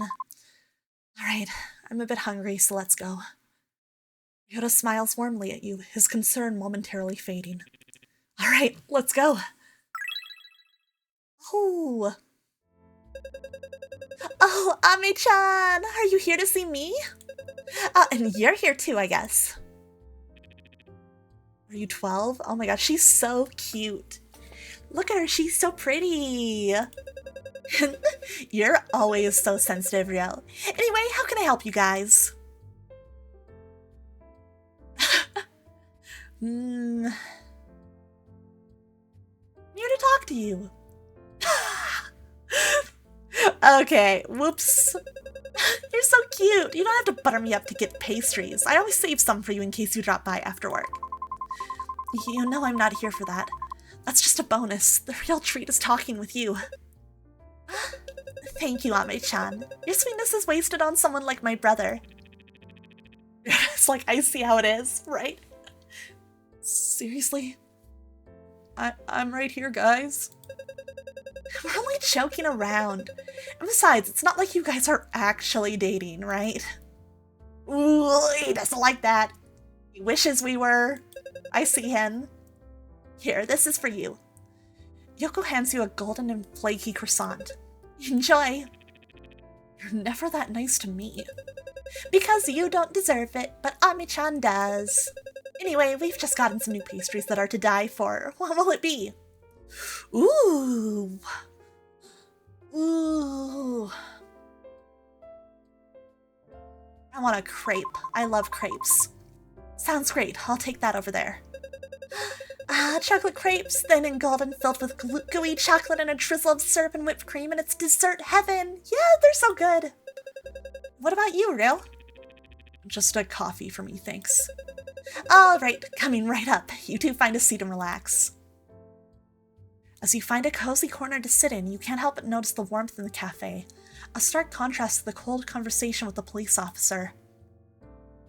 Ryota's attempt to lighten up the mood doesn't go unnoticed, and you start to feel a bit of the day's stress melt away. Shortly, you see Yoko bringing over the pastries and coffee with a cheerful smile. Here you go, enjoy! Thanks, Yoko. This looks delicious. Anytime, Ame-chan. Just remember, you're always welcome here. Take a bite of the pastry, and for a moment, everything feels a bit better. Actually, I just needed to get out of the house for a bit. It's been a rough day. Work's been stressful, my mom's been on my case, and Kazuki. It's all just a lot, and with everything that happened, especially last month. Abruptly, you realize that you're rambling about your troubles. You immediately clamp your hand over your mouth and look up at the siblings, hoping they haven't been too put off by your negativity. That's okay. Don't put too much pressure on yourself, okay? You're already doing a good job handling everything, especially with what's going on. I know what I said earlier about your mother's mindset, but it's also about your own strength. You're doing great. Thank you. You can always rely on us, you know. We're always cheering you on. Ryota nods in agreement. You feel supported. Despite everything, you are loved. Spend the rest of the night with them, talking about mundane things as you enjoy your dessert. Maybe you'll be alright. Not in the long run, but just for tonight. Eventually, the cafe closes and you part ways with Ryota and Yoko, feeling a bit lighter than before. That was really sweet. That was a cute little scene. The walk home is quiet, the night air cools against your skin. As you step into your apartment, the weight of the day's stress seems to settle back in, but the warmth from your night out lingers. Another exhausting day of work is finally over. I hope tomorrow won't be as bad as today. Just as you're about to close the door, you feel pressure on the other side. Oh no, a foot wedges between the door and the frame, stopping you from shutting it completely. No! Yeah. Hello, miss? Not this again. Although reluctant, you didn't have much of a choice but to reopen the door. Yes, how can I help? Trail off as you count a group of 4 men standing outside the apartment. Oh god, that's scary. They don't look particularly friendly. There's something unnerving about them. Apologies for the late visit. I believe your mother has mentioned that you've been experiencing spiritual issues. You shake your head. My mother? What are you talking about? I think you've got the wrong person. I'm not sure who you... You might not have noticed it, but Hiroshi no Kami's influence has already touched your life in ways you don't yet understand. We understand that this must be overwhelming, but Hiroshi no Kami sees things in you that you may not even realize. His guidance has already found its way into your life. God! Is my mom in contact with the cult? Ugh, I don't understand. What do you mean? You try to shake the confusion out of your mind, but the mention of this Hiroshi no Kami fills you with unease. He chooses his followers carefully. Those who seek answers, those who are lost, those who are searching for something greater. And you, miss, have already begun your path without realizing it. Hiroshi no Kami offers peace, clarity, and understanding. His light can guide you through the darkness and alleviate these spiritual issues that you have. All you have to do is let him. You take a cautious step back, trying to shut the door again, but you can feel their presence looming. The cultists hesitate, their eyes scanning you like they're deciding what to do next. The man who spoke earlier steps forward, his gaze focused and intense. Miss, we understand that our arrival is sudden, but this path we offer isn't the one you should turn down or turn away from. Hiroshi no Kami's light is already in your life. It has touched you in your dreams, and it can give you more than you could ever imagine. You tense up. It's not like last time. There's a force behind his words that makes you feel trapped. I don't know what you mean. I've had weird dreams, sure, but that doesn't mean I need your guidance. I'm fine on my own. Another cultist firmly pushes a little closer to the door. That's scary. That's where you're wrong, miss. You've been searching for something, haven't you? You don't even realize it yet, but Hiroshi no Kami sees your struggles, your doubts. Leave me alone. Stop trying to force me to talk to you.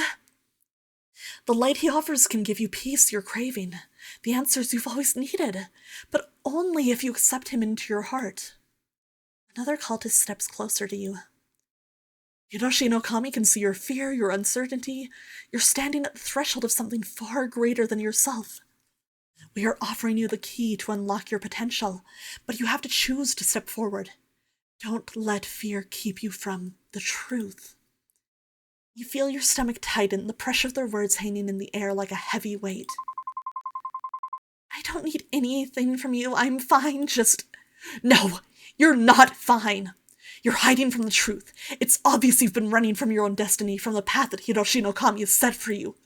But his light is unwavering. His purpose is inevitable. I'm not interested in this Kami of yours, okay? I just want you to leave me alone. Listen to yourself. You can feel it, can't you? The restlessness inside you? Hiroshi no Kami will calm that storm. All he asks is that you open your heart, trust in him, and allow him to guide you. You know that deep down you won't find peace until you accept him. You feel a cold chill running down your spine. This isn't just a request anymore. It's an ultimatum, and you start to realize that the more you resist, the more they're going to push. Miss, please, you don't know what you're turning away. Hiroshi no Kami offers you everything you've ever wanted. Purpose, clarity, belonging. Can't you see? The truth is right in front of you.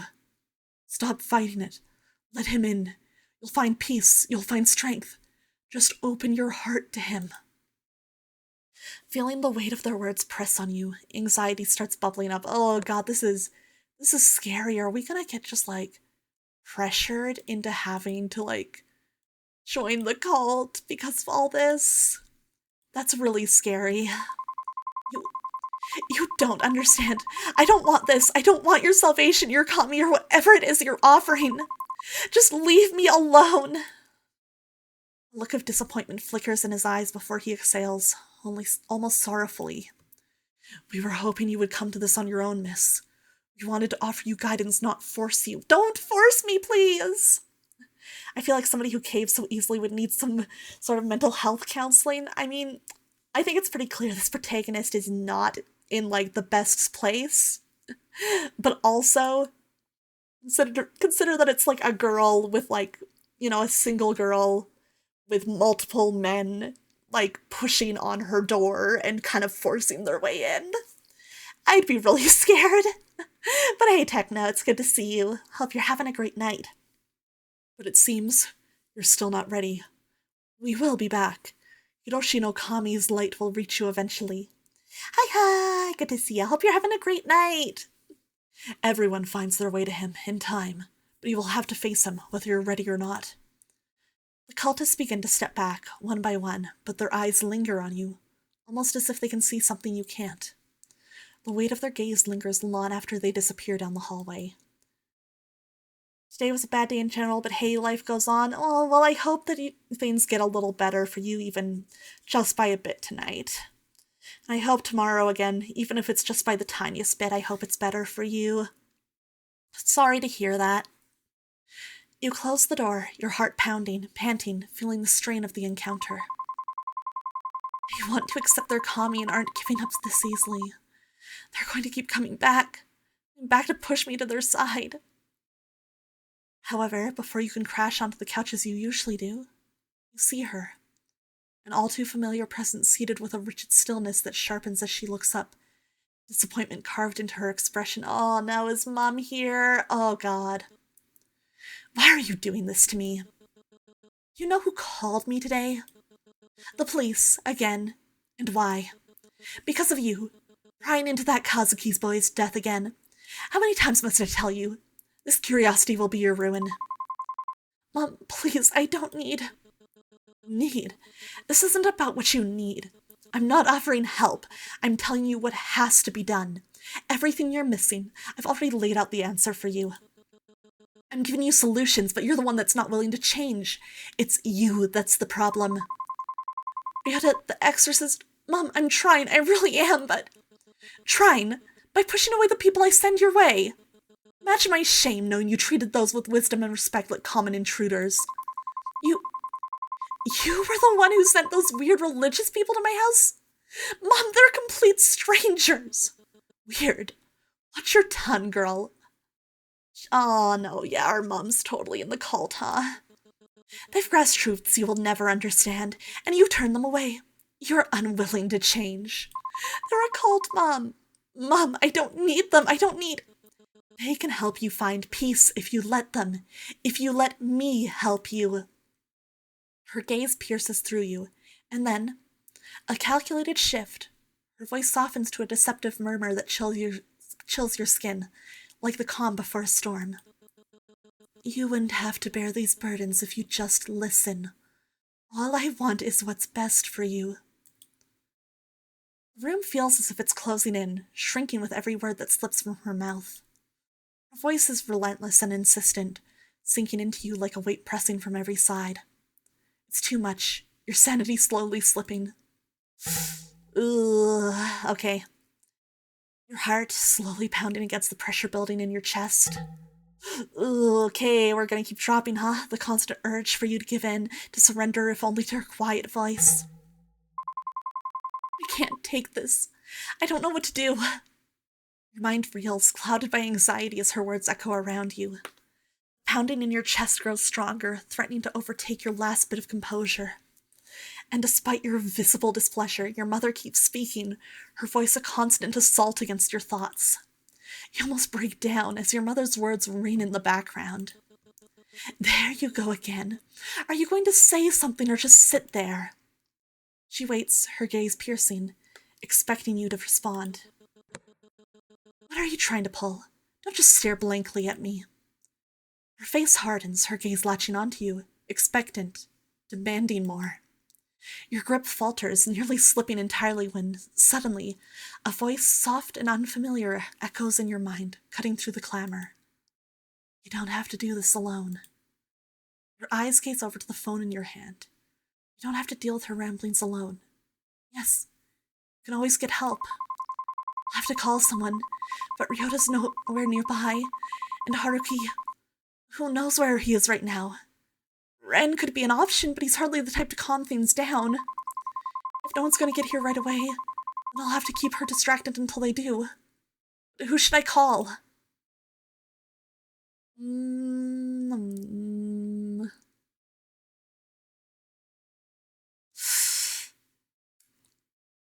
I'm leaning towards someone. I've got a guy like... Oh god, back in the mines. Oh, I'm fucking this one up. I don't know why.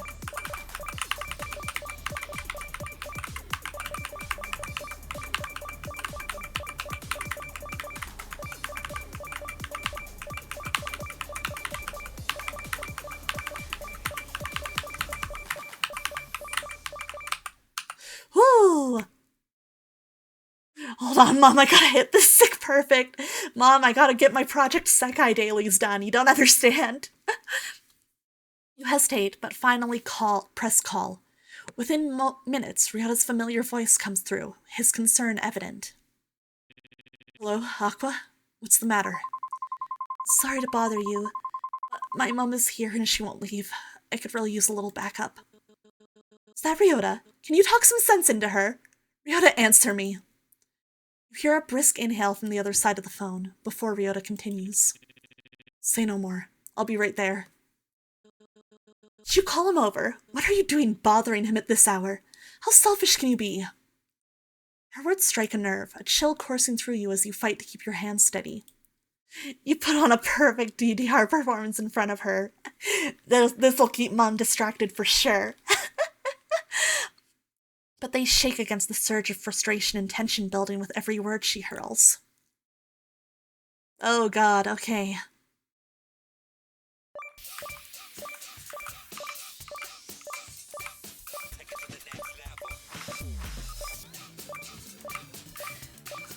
They have like a lot of songs in this for this. That's fun, I was not expecting that.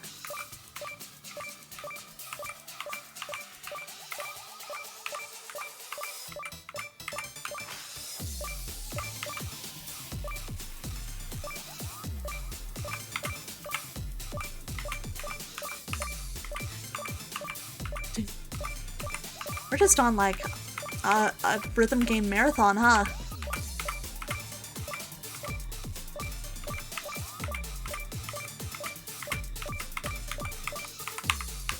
Ah, shit.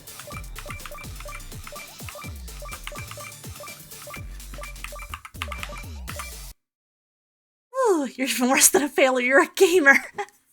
Oh no.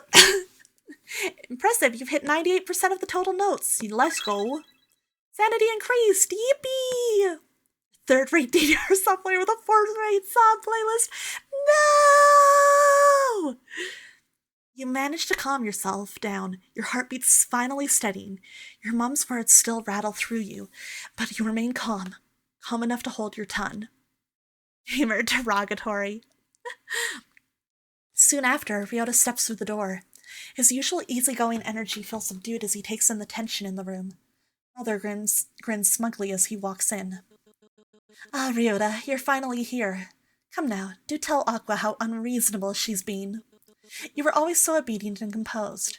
She could learn a thing or two from you. Ryota hesitates when you see him struggle to speak up. Stumbles on his words, trying to find the right words in order not to offend her. His voice stumbling out, cautious but determined. With all respect, I think maybe there's another way to look at this. Perhaps things can be handled differently. I agree completely. If only Aqua would listen to me, it'd make everything easier for everyone. Ugh. Actually, what I meant was, I think Aqua's managing as best she can. She's trying to handle things on her own. Her smile tightens, thinning into hard lines as her eyes chill, locking onto Ryota with unsettling sharpness. So you think causing trouble is doing well? Is that it? Let me remind you, Ryota, you're hardly in a position to judge, not with your own little problem. Your struggles with that jinx, stumbling through life without direction. Okay. What? Leave him alone. What the fuck? Ryota stiffens, the color training slightly from his face as he interrupts, his voice rising with a hint of desperation. She doesn't need to know about that. You look between them, uncertainly clouding your thoughts as you watch him, and a pain of concern rises. There's something in his gaze, a mixture of vulnerability and a hint of fear that unsettles you. This isn't about me. I'm just here for Aqua, trying to support her in what she wants. Your mother's expression darkens, her voice dripping with scorn as she crosses her arms, her words taunting and cold. Oh, really? And you, of all people, think you're qualified to look out for her? Just look at you, a boy still haunted by his own mess. If you were more diligent, more disciplined, you wouldn't be struggling like this. Like my disgrace of a daughter. Sheesh, what the hell? Ryota tenses beside you, a flicker of pain in his eyes that he quickly tries to hide. But the hurt is there, unmistakable. His voice wavers, barely holding back as he responds. My troubles are for me to handle. I could help you, bro. I could do that for you. I'd be down. Just saying. He glances at you, clearly bracing himself to continue, but his voice trembles slightly. You step closer, standing shoulder to shoulder with him. Your mother's gaze moves between the two of you, clearly not pleased. Oh, God, okay. Oh, fuck, okay. Watching. Okay, 2. Gotta get this last one. Okay, he's after the cat. I see the pattern. Boom! Yippee! Let's go gambling. He doesn't need you to dig into his life again, and neither do I.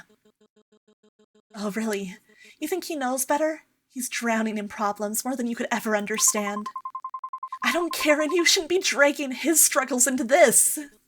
You're just as lost as he is. If only you'd open your mind and stop this ridiculous defiance. Enough. I won't stand by and let you tear down the one person who's trying to move forward. Your mother's face contorts, clearly taken aback by his defiance. She glares, words momentarily lost as Ryota straightens, his breathing steadying. Now you're defying me too. After everything I've done for you. How dare you? How dare you? Her voice rises, each word sharper and louder until a pounding comes from the wall next door. Hey, shut up already! Some of us have lives, you know! Thanks, Ren. Your mother whirls towards the wall, fist clenched, looking as if she might hammer it back in defiance. But she meets the cool stares of you and Ryota, along with the disapproving silence from the neighbor. She clenches her fist, biting back her anger. Mind your own business! She turns back to you both, her glare icy and resentful. You'll regret this. Don't say I didn't warn you. With that, she grabs her purse, storming out and slamming the door behind her. The silence is heavy for a moment, before Ryota exhales, relief evident on his face. Oh man, that is a really big relief, though. Because I know I was like, where I was like, oh man, is the conflict here, if we pursue Ryota, going to be that, essentially he would side with his mom over us, or our mom over us? Would that be, a whole thing where, he's kind of in between us and our shitty mom? So I'm really, happy to see that, he takes the protagonist's side and is willing to stand up for her, even to someone he really respects. That's, a big deal. Hey, Super Twin, we called Ryota over, and our mom said some really nasty things about him, but he did stand up for us. Ryota finally heaves a sigh of relief. He glances over to you. Thanks for standing up for me. I don't think I could have faced her on my own. Neither could I. Thanks for coming to my rescue. The dialogue just now seems less like respect and more like fear. Yeah, definitely, it was mentioned earlier in the story that he apparently really respects her and that she really helped him when he was a teenager. But that's why I was like, oh, maybe things aren't just he's gonna be on, mom's side. Maybe it's more complicated than the protagonist thought, which is interesting. There's a quiet understanding between you, an unspoken sense that maybe, just maybe, you don't have to face this all alone. Of course, as I said, you don't have to go through this by yourself. You nod, feeling a strange comfort in his words. The first time, they feel true. Ryota lingers a moment longer before saying his goodbyes. But as he opens the door to leave, he freezes, his gaze locking on something outside. You peer around him, your breath catching as you spot a woman hovering near the doorway, half hidden in shadow, watching with an unnerving stillness. Oh god, is Mom just still out there? Is that my mom? Did she come back? No, there's no one there. He steps out, brushing off the moment with a small, reassuring smile. What? Huh? But as he leaves, a chill settles in the air, and you can't shake the eerie feeling that someone, or something, had been watching all along. Affection up! Sheesh. Oh my god. Let's go clean up the shrine.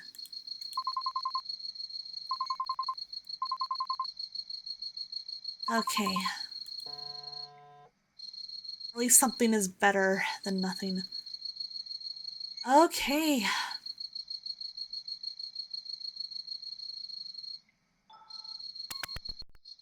Let's go do our daily routine at least. Get some sanity back.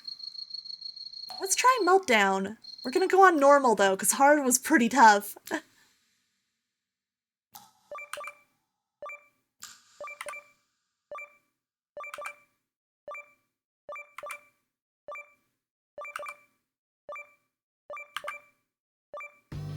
Okay, there's the music. I was like, what? Where is it? It was freaking me out.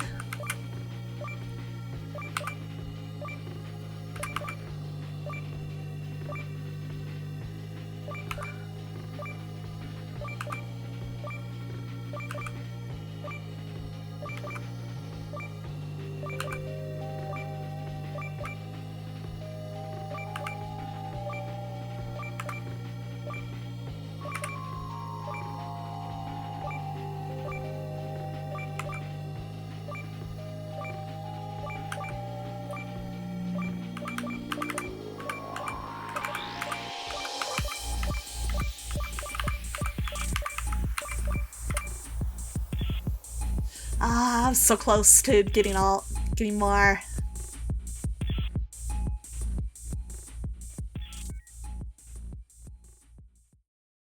Okay, we did our daily routine. 97% ain't bad. Okay, we got some. That was a good amount of sanity back. Let's go. Nice.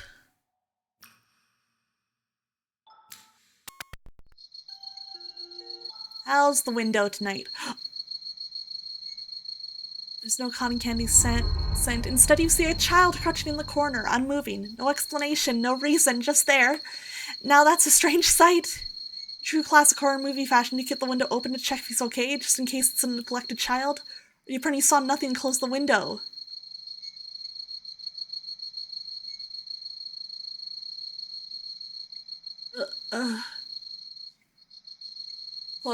Close it. No. Okay. Okay, we did close it. Oh god. And when your gaze drifts back to the window, he's still there, staring and unmoving, his dark eyes locked onto yours as if he had been waiting for you to notice. Oh, thank you. You yank the curtains shut in an instant, heart pounding as you shut out whatever lurks beyond the glass. Part of you wonders if it was real or just your mind playing tricks on you, but you're not about to find out. Yeah, it was not about that shit. Fuck that. You finally enter your bedroom and switch off the lights. They flicker and sputter before finally surrendering to the darkness. Slipping beneath the covers, you hear the quiet hum of the pipes, the low rush of cars on the street, and the usual footsteps of neighbors from above. Tonight, the footsteps multiply, a growling thump that becomes heavier, faster.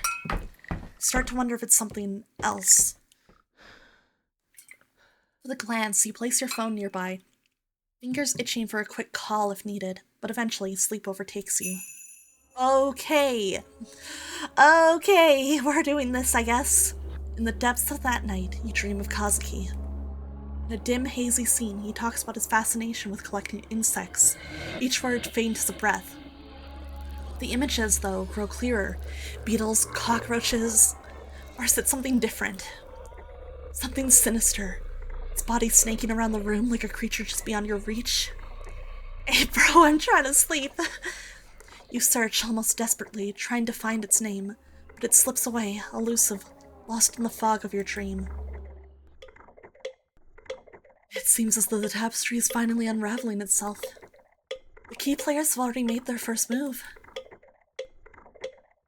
Oh shit! Psionic Dude, thank you for the donation on Ko-fi!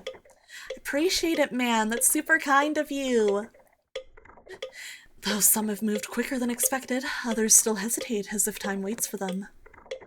I wonder what your next move will be, my dear princess. Oh, melting and shitting the skin, it claws life from death within. Survival's call, a twisted creed, the ancient curse we're born to feed.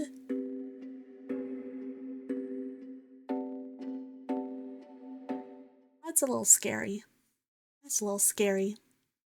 But hey, Psionic Dude, thank you so much. I appreciate the donation. Super kind of you.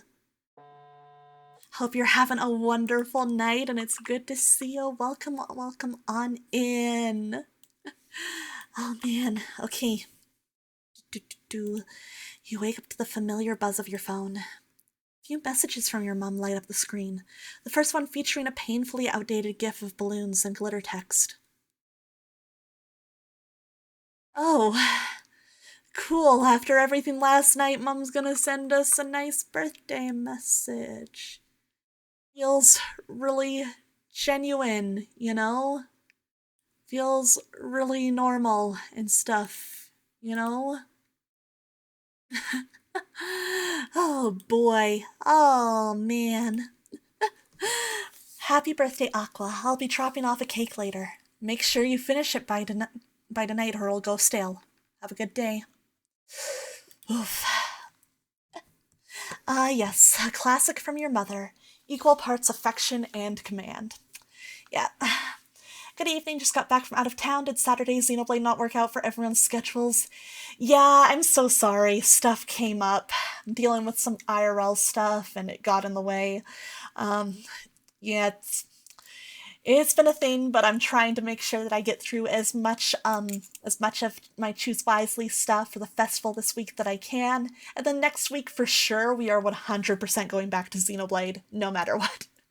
We really tried to make Saturday work, but it just did not happen. I'm sorry about that. But it's good to see you here. I hope you're having a great night. It almost slipped your mind. It's your birthday today. Yeah, right, the fact that that happened the night before the protagonist's birthday, that's crazy. Xenoblade's a huge undertaking anyway, no rush. Exactly. I wanna, you know, it's definitely not a game I'm rushing through. If anything, I'm just like, oh man, I'm really enjoying it, so I do want to play it again soon. It's definitely becoming one of my new favorite games. I'm super excited to play more sometime. Oh, you're turning that old. The number seems to glitch in your mind, like a censored secret the universe refuses to acknowledge. Or maybe you're just repressing it. Oof. Maybe this year your birthday wish will actually come true. Maybe your mom will finally listen to you, hear you out, let you breathe without the constant pressure of her expectations. Maybe today will actually be a good birthday. Just kidding. You already know how it's going to end. Well, no point dwelling on it now. We'll deal with all that after work. Hey, Aqua! Happy birthday! You're getting pretty old, huh? Yeah. Whoa, I heard from Tanaka-san that it's your birthday. Must suck having to spend it at work, huh? Well, that's just life. I don't know how many more ha-has I have left in me. By mid-afternoon, it's clear that today is just another work-filled birthday. Highlight of the day? A hefty sack of monthly reports unceremoniously dropped onto your desk by your boss. A truly unforgettable birthday gift. As you sift through your reports, a familiar voice calls out from behind you. Happy birthday. Thank you. Is it our boy? Glance over your shoulder, offering a polite smile. You've said that quite a few times today. Oh, I didn't realize it was you, Ryota. Maybe I should have made my birthday wishes a bit more memorable. Oh, he's cute. Don't worry about it. Honestly, I think I've heard enough birthday wishes to last me until next year. Hopefully you're not too worn out to actually celebrate it, though. Boss asked me to stick around and finish some reports, but if you're still up for a birthday dinner, I'll be at the station around 8 p.m. Before you can respond, a voice cuts through the air from the other side of the office. Hey, can someone help me with this? Ryota straightens up, already turning toward the sound. I've gotta go. Good luck with your work. And happy birthday, Aqua. Aww. Go about your day as usual, the hours slipping by until it's finally time to head home. Stepping off the train platform, you pause for a moment, a thought lingering in your mind. How should you spend your birthday today? Alright, so around 8 p.m. he'll meet us at the train station. Alright. Let's head out. Let's see.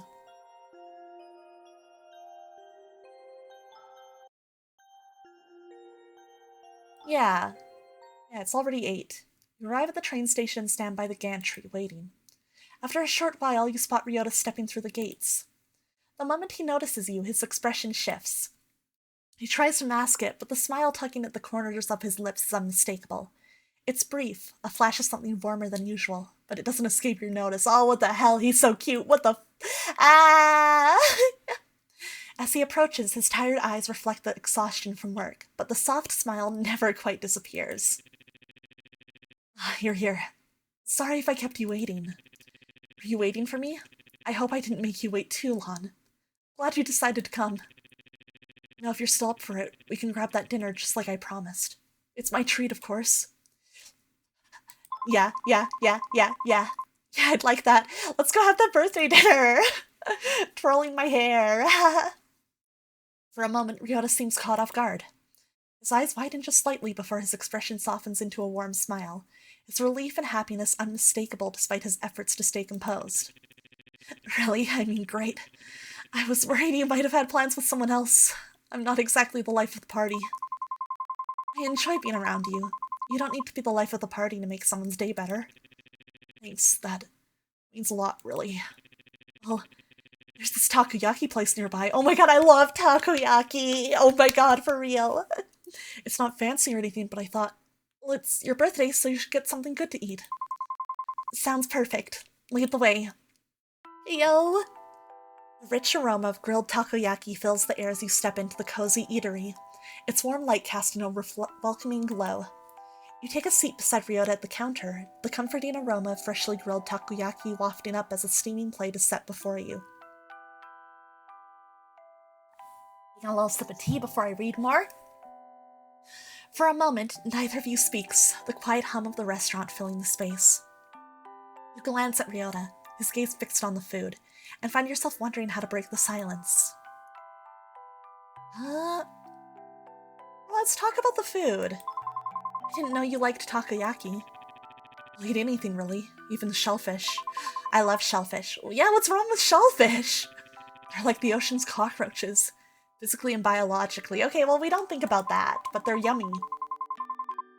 That's such a dramatic way to put it. They're delicious, though. Yeah, well, so are cockroaches to some people, apparently. Oh, yeah, those are eaten in some parts of the world, huh? Just forget about that. Okay, fine. I'll stop trying to defend seafood. Dump him, we love seafood in this house. Listen, he'll still eat it. What about your place? How'd you even find this place? It's so tucked away. Honestly, it was by accident. One night after work, I was wandering around and just ended up here. I didn't even know this place existed before that. An unlikely coincidence.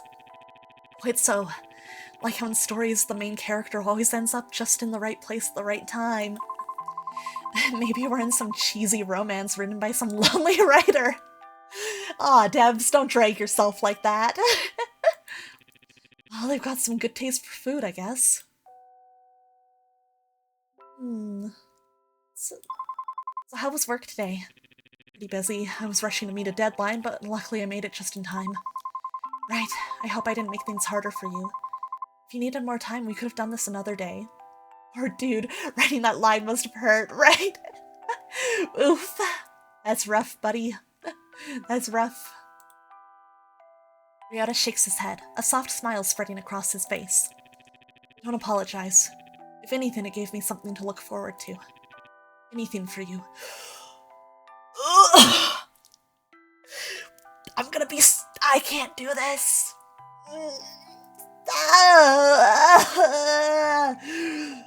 What the hell? Where are the guys like this in real life? As you sit at the counter, the comforting aroma of takoyaki wafting around you, a raised voice from a nearby booth catches your attention. Despite your better judgment, you can't help but overhear the conversation. Are you seriously going to just let them dictate everything?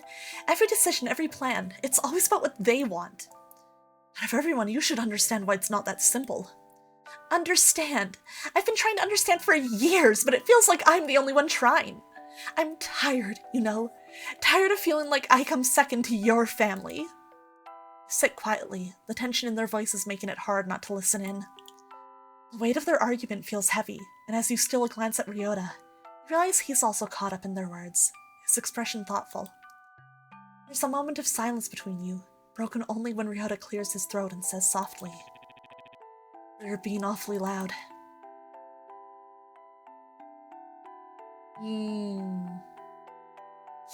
Ooh, which one should I pick here? It's hard because I'm like, I feel like we don't have that much context about their argument to be giving opinions, but I'm kind of curious what he'd say. Talking about the future could be nice. Let's talk about the future instead. Ryota, what do you want to do in the future? Ryota looks up at you, clearly caught off guard by the question. He shifts slightly in his seat, blinking at you with a soft, curious expression. That's a bit out of nowhere. What brought that up? It's just, I didn't mean to, but I overheard that couple arguing about their families and stuff, and it made me think. For most of my life, it feels like I'm trapped in this bubble of other people's expectations. It's hard to know what I want sometimes. That's my problem to solve, you know? To figure out what to do next. I don't know about their personal lives to form a detailed opinion, but the work versus couple fight is fairly generic talk. True. Hesitate for a moment, then meet his gaze, a little uncertainty in your voice. I guess I'm wondering what you'd want to do for yourself in the future, if you ever thought about it. Ryota falls silent for a moment, his brow furrowing as he looks down at his hands, pondering the question. The quiet stretches on, and you can see him mulling it over. When he speaks again, it's soft and deliberate. I've never really given it much thought, to be honest, but if I had to choose something, I guess I know one thing for sure. I'd want to spend it with you. What the hell? Get me out of here. I know I chose this, but I don't think I can do this anymore. This is a little scary. What the hell? Why is he so sweet? I'm gonna have a heart attack. This is messed up. This is no good. This is messed up. What the heck? Yeah, I'm gonna die. If we had a heart rate monitor on screen right now, it'd be going crazy. Who just says this? What the heck? There's a slight, almost imperceptible pause before he quickly adds, his voice a little rushed and sheepish. But, you know, it doesn't have to be anything romantic if you don't want it to be. I really value being with you. Oh no, he... so fucking hot! And respectful! So real. So true. This fucking guy, dude. Made in a lab for me, what the hell? Oh, I guess I do appreciate your company, too. Your heart flutters and you feel a rush of warmth spread across your cheeks. You can't help but smile at him, trying to laugh it off. It's clear that his words have touched you more than you want to admit. The moment hangs in the air, and for once, you don't mind the quiet, feeling more certain of something than you have in the long while. Well, I guess this is the part where I give you your birthday gift. You got me something? Oh, Ryota, you shouldn't have.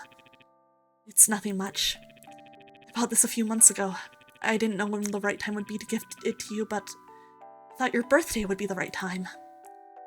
Glance at him curiously as he reaches into his jacket pocket, his movements deliberate, almost hesitant. This turns into pain when you realize, Ozra, this game has very little fan art. Yeah, well, at least this is just the demo, so the full game isn't out yet. Maybe we'll get lucky and, you know, when the full game releases, it'll pop off. You know, tell your friends. Get people to play it. We gotta spread the word. We gotta do it. When he pulls out a small velvet box, your breath catches. He opens it to reveal a delicate necklace, the pendant shaped like a radiant sun. You doubt yourself a lot. I know that. But to me, you're the sun. You're bright aqua. Oh, God. Like, literally... Ooh, the whole, like, you know, guy comparing you to the sun thing. That's like the literal dream, you know what I mean? You know what I mean? Oh my gosh, hey! Thank you for the follow, Psionic Dude! Happy to have you in here on Twitch. Very happy to see you. Do you actually think I know somebody else who'd be interested, so I was already planning to pass this along? Hell yeah, you definitely should. This seems like it would be up their alley, I think they'd have fun with it. And thank you for the dote, Super Twin. Yeah! Alrighty. Man. His words leave you speechless for a moment. Your heart full as you carefully take the necklace from him. I don't even know what to say. Thank you. This means so much to me. You don't have to say anything. I just wanted you to know how much you mean to me. Well, maybe it's a way to pay you back for everything you've done for me. Oh my god, what the heck? He's so cute. You don't owe me anything, you know, but thank you, really. Yeah, otomis aren't gonna be for everybody, but definitely if that's somebody, you know, who likes both otome and, like, horror, I could see them getting really into this, because that's me as well. The two of you fall into a quiet rhythm as you leave the restaurant, the necklace resting against your collarbone, its weight a comforting reminder of his words. You find yourself replaying them in your mind, marveling at how he could see you as something so bright and positive. You've never thought of yourself like that before, and now there's something unfamiliar bubbling up inside of you, warm and fluttering. As you walk side by side, you're glad for the cover of night, the shadows hiding and the telltale red creeping into your ears. Ryota walks beside you, his hands in his pockets, his presence steady and reassuring. And for a moment, you wonder if he can feel it too, the quiet shift in the air between you. Yippee! Yippee! Alright! Oh, cool, and it didn't take away our whole evening to do stuff. That's really nice, actually. I appreciate that we can still do things, cause... yeah, I wanna get that incense at the temple, and as you look around, you know some monk tending to the shrine office. Excuse me, have you seen Haruki around? If he's not at his office, he's probably wandering around town trying to drum up business. Or maybe in the alley fooling around with that damn cat. Oh my god, we haven't seen the cat in so many days! You shouldn't meddle with him too much. Why? Other than the obvious reasons. Because once he latches on to you, he doesn't let go. His persistence is relentless. The monk hesitates, his gaze darting around to ensure no one is listening. When he speaks again, his voice is barely above a whisper. Look, miss, I know you and he share a bond of some kind. You seem like a kind soul, but there's a shadow that follows him. I've seen what happens to those who stay too close. Nothing good ever comes of it. He's just a silly, goofy guy. He's just a silly, goofy kind of guy, you know? I trust him. Trust. That's not given lightly. He must have done something remarkable to earn yours. Though I can't help but question both what he did and your judgment. Haruki's a good person. I can tell. Good people often mean well, I'll admit that. Even the best intentions can lead to disastrous outcomes. You can't ignore that possibility. Regardless of what you think, I still trust him. It seems no words of mine will sway you. Very well, just be careful, miss. The world is rarely kind to those who trust so easily. Please take care of yourself. Right, I'd better go get Kazuki's incense while I'm here. Affection with Haruki increased! Woohoo! Okay, let me double check. And also, have we had any... oh, just emails from Mum. Okay. Curious. Okay, 62. 80. Oh shit, we're doing good. Okay.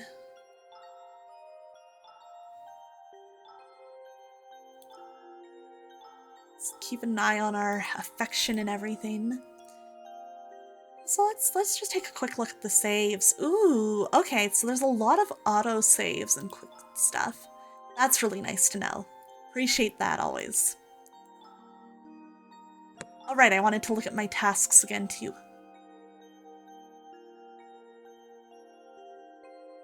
Let's go to the alley.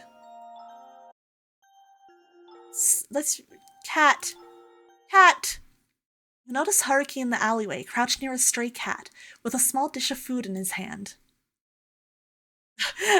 Just the scale here between the two of them. Really funny. My dear client, have you come to visit me, or does Mr. Tubbs over here have another visitor? You glance down to see a stray cat nestled comfortably between Haruki's shoes. Haruki is crouched beside him, carefully placing a small dish of food within the cat's reach. Big heckin' cat, oh my god. Big the cat spotted. That's crazy. If that cat is huge, this person is 2 cats tall. Haruki's actually just tiny. Are you acquainted with this guy? Seems like he's got a lot of fans. Miyabi glances at you briefly, then turns away with a flick of his tail, letting out a soft hiss of annoyance as you approach. Ignore him. He's a meanie, but deep down I think he secretly likes people. Maybe. Haruki shrugs with a grin, scratching behind Miyabi's ears, unfazed by the cat's attitude. You seem to know him pretty well. How long have you been feeding him? It's been a while. He showed up around here a few months back, scrappy and a little standoffish. I never see him during the day, but he always comes back to this spot late at night. Maybe he's got a day job. Anyways, it took a bit of time, but now he actually lets me pet him sometimes. Not bad for a meanie like him, huh? Miyabi lets out a soft meow, as if protesting the label. Okay, you're a softie deep down, I admit it. I've seen him around here too. He chuckles, but there's a genuine warmth in his voice. He runs his fingers through Mr. Tubbs' fur one last time before standing up straight, wiping his hands on his pants. Did you really come to visit me, or is it just the cat you're after? I don't want to be mean, but I did mostly want to see the cat. No, I came here to see you. Of course, if not, why else would I have appeared before you? Maybe you're here for Mr. Tubbs, huh? Well, Mr. Tubbs is a pleasant surprise, but I really did come to find you, Haruki. It's such a nice feeling to be wanted. I do try to keep myself humble, but a little ego boost never hurts. If only my mother had the same feeling. So what can I or Mr. Tubbs help you with today? You know we're both professionals in the art of making people's days a little brighter. Let's ask about exorcism. I just wanted to ask about my situation. Of course, my dear client. You've caught me mid-mission working tirelessly in the shadows to uncover why such sinister forces have their sights set on you. But worry not. Your friendly neighborhood investigator is on the case. I promise everything will be resolved soon. Just a bit more time. As much as I trust you, Haruki, can you tell me a little more about what you're doing? Haruki hesitates, the usual playfulness in his eyes dimming. Slightly. Still, he musters a grin, a reassuring if slightly sheepish one. I'm truly grateful for how much faith you've put in me. I know it must be maddening to be left in the dark, but there are just some things I can't share yet. He pauses, searching for the right words. Think of it this way. I'm like one of Santa's elves quietly working behind the scene. You don't see how the presents get wrapped or how the sleigh gets loaded, but when Christmas morning comes, everything's there, perfect and magical. You don't have to worry about a thing. Please trust me. I swear I'm doing everything I can to keep you safe.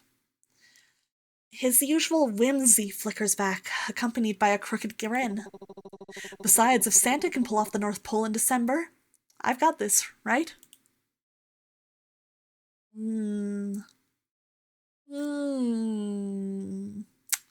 Let's push him a little more. I do trust you, but I need to know what's going on too. It's not fair for me either. Ooh, let's go. Okay.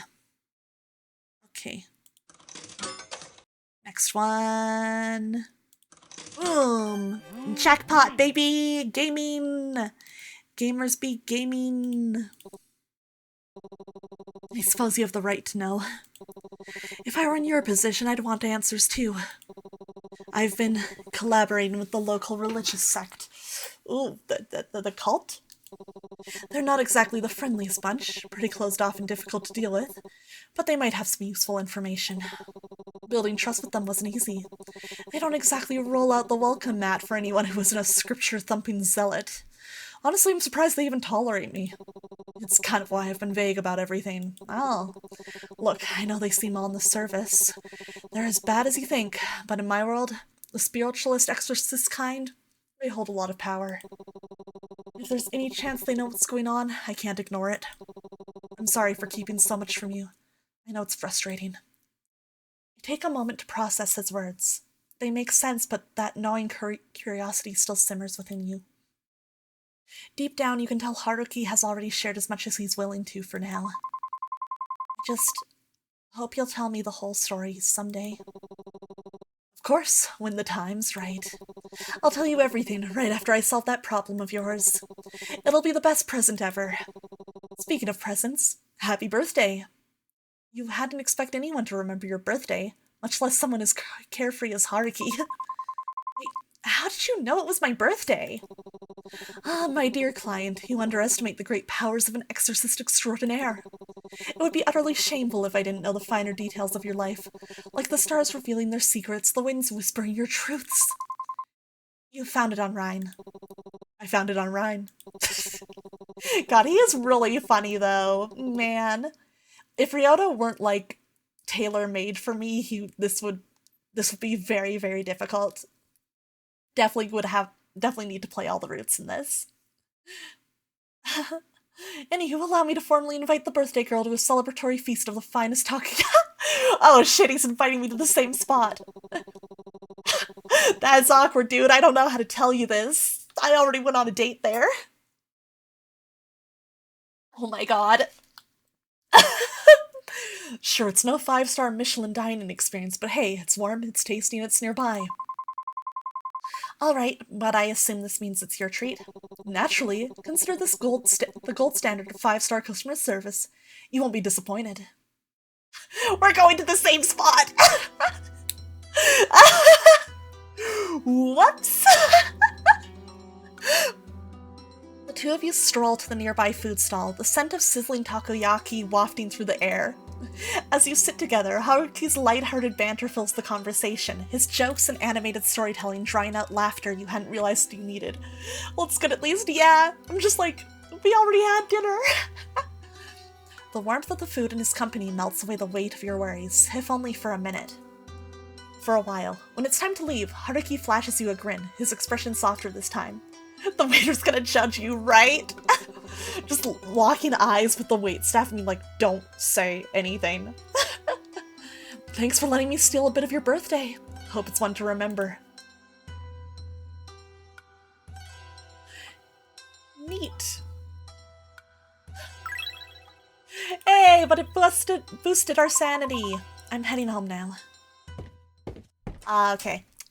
You step into your home, greeted by an eerie silence.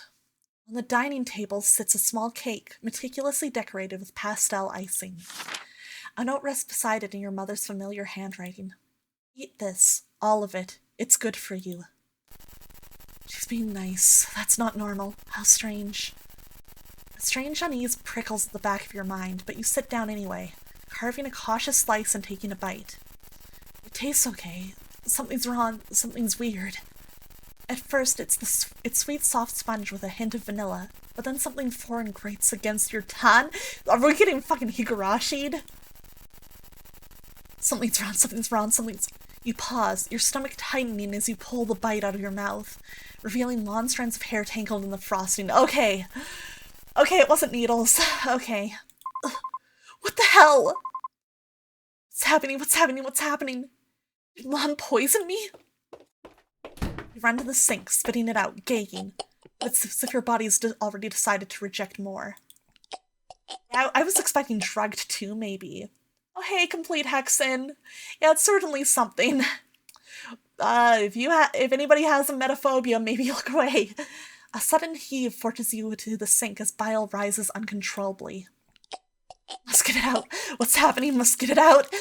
You continue to vomit, various substances escaping your lips. Let's get it out. What's happening? Must get it out. Your lunch from the day, spit and stomach acid and all my takoyaki. What's happening? More hair. Get it out of me. Get it out of me. You clutch the edge of the sink, trembling as more hair spills from your mouth, clinging to your lips like something alive. What the fuck? The taint of stomach acid burns your throat, but what follows sends cold terror coursing through your veins. Get it out of me, please, someone help me. Chunks of meat, raw and glistening, hit the sink with wet, sickening splats. What? Is this even real? Are we seeing stuff? Maybe we are getting Higarashi'd, but not in the way I meant, you know? You try to catch your breath, but another wave overtakes you. Your body convulses, bringing up more and more hair, bits of undigested food, and then... teeth? Jagged yellow teeth rattling against the porcelain basin. This isn't real, this isn't real, this isn't real. Maybe you're hallucinating, and you think, maybe this isn't real. This might be real. The sensation, the heaving, the burning bile, the slick mud sliding from your mouth is too vivid, too visceral. Stop. The grotesque parade of horrors continue, spilling from you like some cursed fountain. Each wretch leaves you weaker, yet the torrent doesn't abate. Stop it. Stop this! As your trembling hands clutch the edge of the sink, you dare glance at the carnage below. And then you see it. Oh! Amid the hair, bile, and unidentifiable chunks, something small and malformed shifts. It's pink and slimy. It's like a ball of meat, alive. It expands and deflates ever so slightly. Almost like it's breathing. Okay, cool. I was making the Higurashi reference. It's time for the Sayano Uta reference, I guess. You notice some of the chunks were teeth, and what seems like an eye staring back at you. What's happening? This isn't real. You can't seem to form the words to even begin to describe the horror that you produce from the depths of your throat. What's happening? This isn't real. What? Grabbing the faucet, you turn it on full blast, desperate to erase the nightmare. Water gushes down, carrying clumps of gunk with it, but the sink quickly clogs. Okay. The fetid water pools around the mess, rising in defiance of your efforts. Frustration boils over. Seize the nearest object, a hairbrush, and jam it into the drain, jabbing furiously. The bristles bend and snap as you shove harder, muttering through gritted teeth, then shouting. Hey, relics, yeah, very normal sink. So normal. And all the Stelia emote, I miss her. Go down already! Each shove is punctuated by your screams, your voice hoarse and cracking. The sink gurgles as bits of this gunk slowly spiral downward, disappearing into the pipes. Finally, the water drains, leaving the basin empty except for the lingering streaks of slime. You stand there, panting, your knuckles white as you grip the edge of the counter. The silence that follows is deafening, broken only by your ragged breathing. God, remember when we were on nice takoyaki dates? We go back to that. I liked that. You know? That was a nice time. I'd rather be doing that. Yeah, time to call the plumber. And then you hear it. Oh God. Faint but unmistakable. A soft, pitiful cry. You stumble back from the sink, your legs shaking uncontrollably, and you collapse onto the floor. Hot tears stream down your face as you gasp for breath, the sound of your own ragged sobs filling the suffocating silence of the kitchen. I'm sorry. I didn't mean for this to happen. Please forgive me. Sorry. You clasp your hands together, so tight until the knuckles turn white, as you pray fervently to anyone or anything that you will listen to your cries. Please forgive me. Kazuki, I'm trying, I swear. I'm trying. I'll find out who did this to you. I'll make them pay. Just please don't hate me. You moved on. Kazuki. I'm sorry. I'm so sorry. Please, I'm doing my best. I'll avenge you, I swear. How could you? You moved on? Already? No, I didn't. Liar. You're a liar. Liar. You've already forgotten me, cheated on me, like none of it mattered. Liar. No, that's not true. We weren't even really married. You know that. It wasn't real. Not real? Then what were we? Nothing? A lie? Is that what I was to you? Cheater! No! I God, what? Feel a gentle tug at your sleeve, and as you turn, the words escape your lips in an instant. Ryota! I wanted to check on you just in case. I'm glad I did. You look like you've been through a lot tonight. Are you alright? Yay, our boy's here!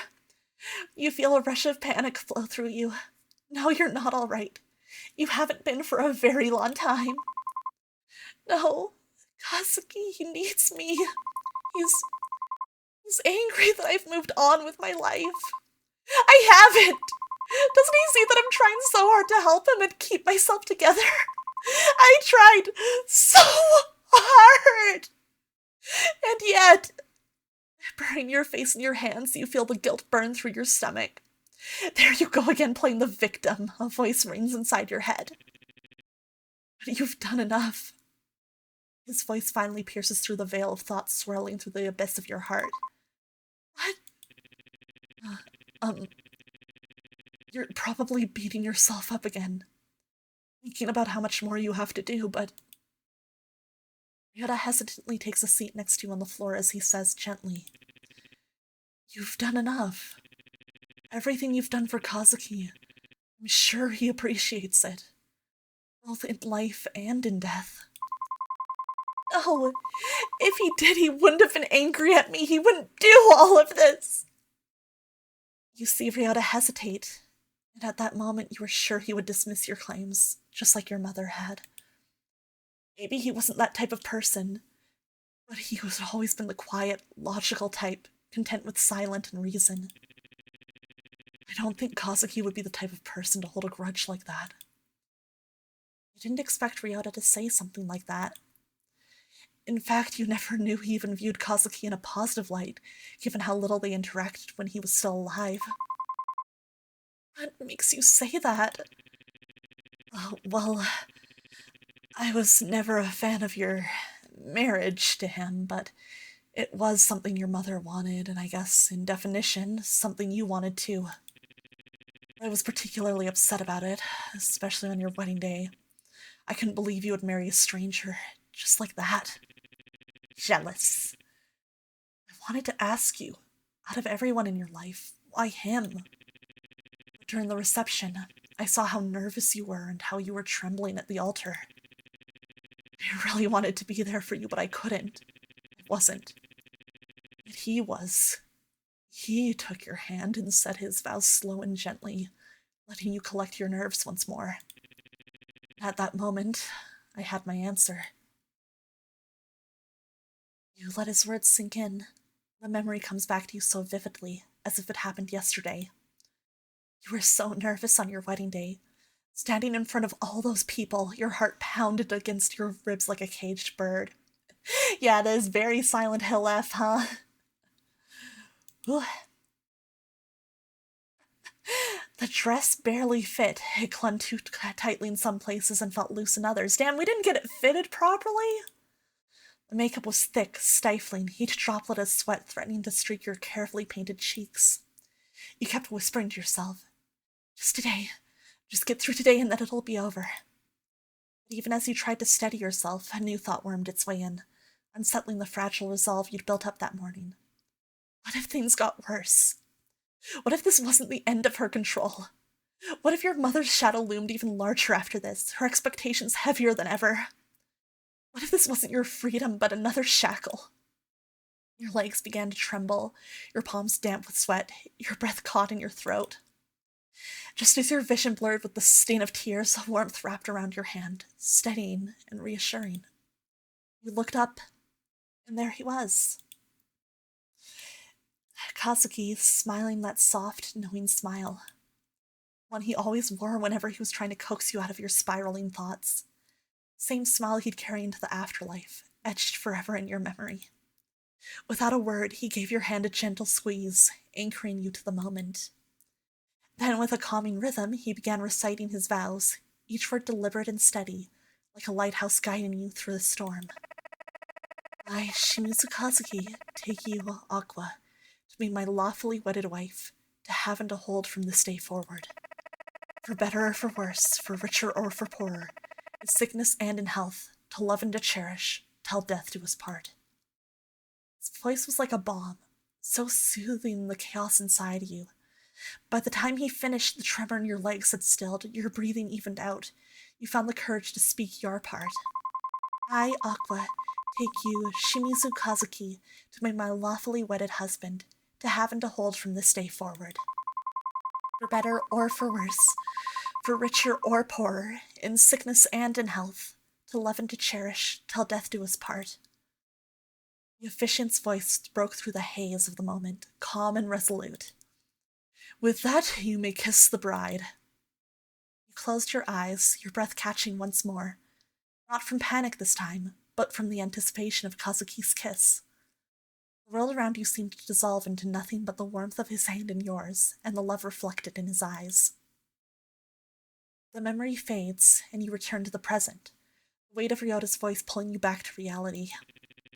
Do you really think that kind of person would hurt you now? Or hate you that much? Aw.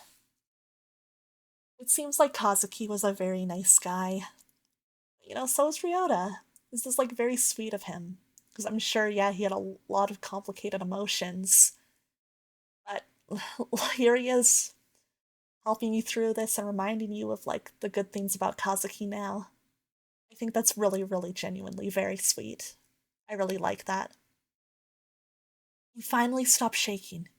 You were so wrapped up in everything, all the bad memories that surrounded his death, and the memory that he had become, that you had forgotten the person he was. Kind, caring, sweet, a friend. You missed him dearly. He wouldn't. Not the Kazuki I knew. Spirits, they can become corrupted after death. Who knows what type of grudges they might hold. You might have a point, but more often than not, sometimes evil spirits tend to take the form of some of the people we know best, and twist their memory into something warped. Wow. That is definitely something that, that people say happens. But it wasn't, a possibility I considered, but it's an interesting one. Are you saying whatever's haunting you, it might not be Kazuki? You absorb his words, and deep down, a quiet certainty settles within you. It couldn't have been him. The anger, the malice, it didn't belong to someone as kind as him. No, it couldn't have come from anyone human. If it's not Kazuki, then what could it be? Ryota remains silent, his gaze fixed on you, an intensity in his eyes that speaks of hesitation and a struggle to find the right words. Ryota? I never wanted to drag you into my problems, but after everything that's happened, I can't ignore it anymore. There's something following me. Something's haunting me too. Oh my god, we match! The words hit you like a chill wind, leaving you frozen in place. Haunted? Ryota too? Was he just trying to bridge the gap between you to prove he understood, that he wasn't as distant as he seemed? Or worse, could whatever was tormenting him somehow be connected to you? Oh no. It couldn't possibly be from me, could it? No. This has been going on since I was a kid. Actually, it's the reason I got to know your mom in the first place. The revelation settles over you, piece by piece. You remember how your mother had always explained her connection to Ryota and Yoko as a natural fondness. She had been their teacher, and had a sense of maternal duty she couldn't ignore. Yet as the truth unfolds, you're not surprised. Deep down, some part of you had always known there was more to their bond than she let on. It's not easy to talk about, but, your mom, she tried to get me to join that religious group too. Told me it would fix everything. She told me it would get rid of her. But I'm not sure I believe her. I'm not sure I believe anything anymore. The scar on his arm caught the light briefly, the old mark of a battle he couldn't quite escape from, both physically and mentally. Hey, Sleepy, how you doing? Welcome in. I hope you had a great stream. Guys, you should check out Sleepy if you haven't already.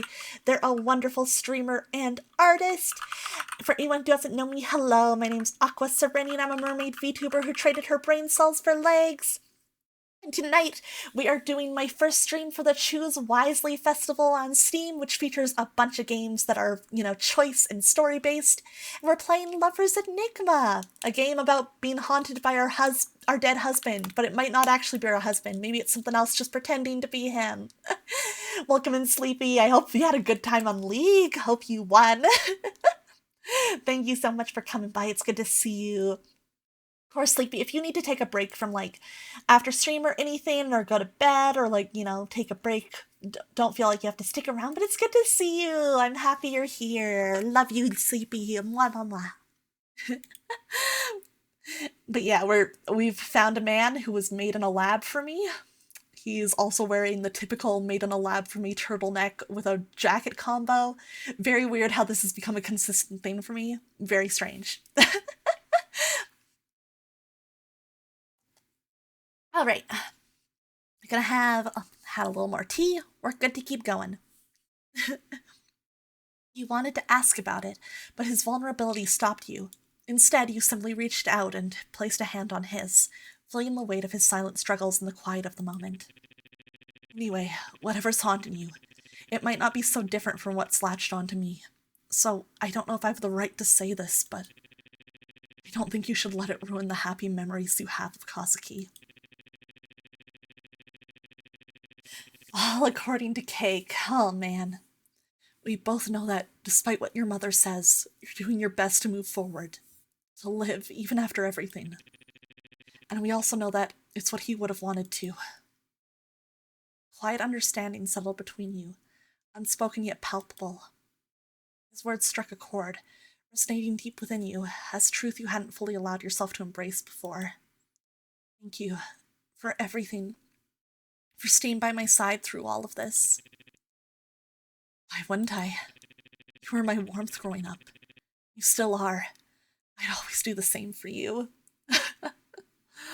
Yeah, that's what's happened to me right now, Awesomer, for sure, for sure. He shifted closer, and you both sat there in the silence, the quietest place you'd ever known. Neither of you had the answers, but at that moment you didn't need them. Just needed each other. Oh, that's really sweet. That's such a nice, sweet scene. I like that a lot. Eventually, time passes between the two of you peacefully. You should be heading home. It's about time for the last trains to run, and I better not miss it. Are you going to be okay? He gives a reassuring smile in the face of your concern. How about this? I'll send you a text when I get home safe. Does that sound good enough to you, Aqua? You say your goodbyes, and once he's gone, your gaze falls to Kazuki's altar. His framed picture, still and silent, gazes back at you. The smile he wore in death no longer holds malice or anger, hatred or greed. No, it was that same smile he had at your wedding, reassuring you that everything was going to be fine. Yeah, this guy's definitely going on the husband list. He's very good. He's very excellent. And somehow you believe it still is. Eventually, your phone buzzes. The comforting words of "I made it home" appear on the screen, and you slowly drift off as even the phone's soft illumination goes dark for the night. Oh, man. Dude, I'm curious. Yay, we celebrated our birthday! Okay. Shrine feels different today. An unshakable, uneasy presence lingers. It's that quiet, lingering sensation, like something is just slightly out of place. You can't grasp what's wrong. Birthday celebrated, clap. But in the end, this is still Kazuki's shrine. It holds the weight of his past and the complexity of your feelings, whether they lean toward resentment or something softer. No matter what, it's still Kazuki. Yeah. You leave incense for Kazuki, hoping it might ease whatever lingering resentments still remain. Yet after days of doing this, doubt creeps in. You're not sure it will make a difference, and still you do so anyway. As you bow in your head in prayer, guilt lingers, an unshakable weight pressing against your heart. No matter how much you do, it never feels like enough. Not after everything that's happened, not after the past few days. You tell everyone you're fine, that you're moving forward. Deep down, you know the truth. Then, just as doubt threatens to consume you, a familiar scent drifts through the air, warm, unmistakable vanilla, curling softly through the house from nowhere at all. Next time, if we do manage to celebrate your birthday, I'll get you the sweetest vanilla cake I can find. The memory rises unbidden, pulling itself from the depths of your mind. It's so simple, so fleeting, yet it wraps around you like a quiet reassurance, a reminder that Kazuki was, and always has been, looking out for you. Aww. Nice. How's the window looking tonight? Window remains closed. Are you sure? Just open it. Okay, with a hesitant hand you draw back the curtains and slowly push open the window. But the night offers nothing in return. That's fine. That's totally fine. You've been so strong, holding everything together so well.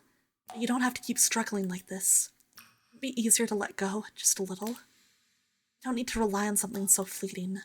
A proper rest, just one peaceful night, might be all you need.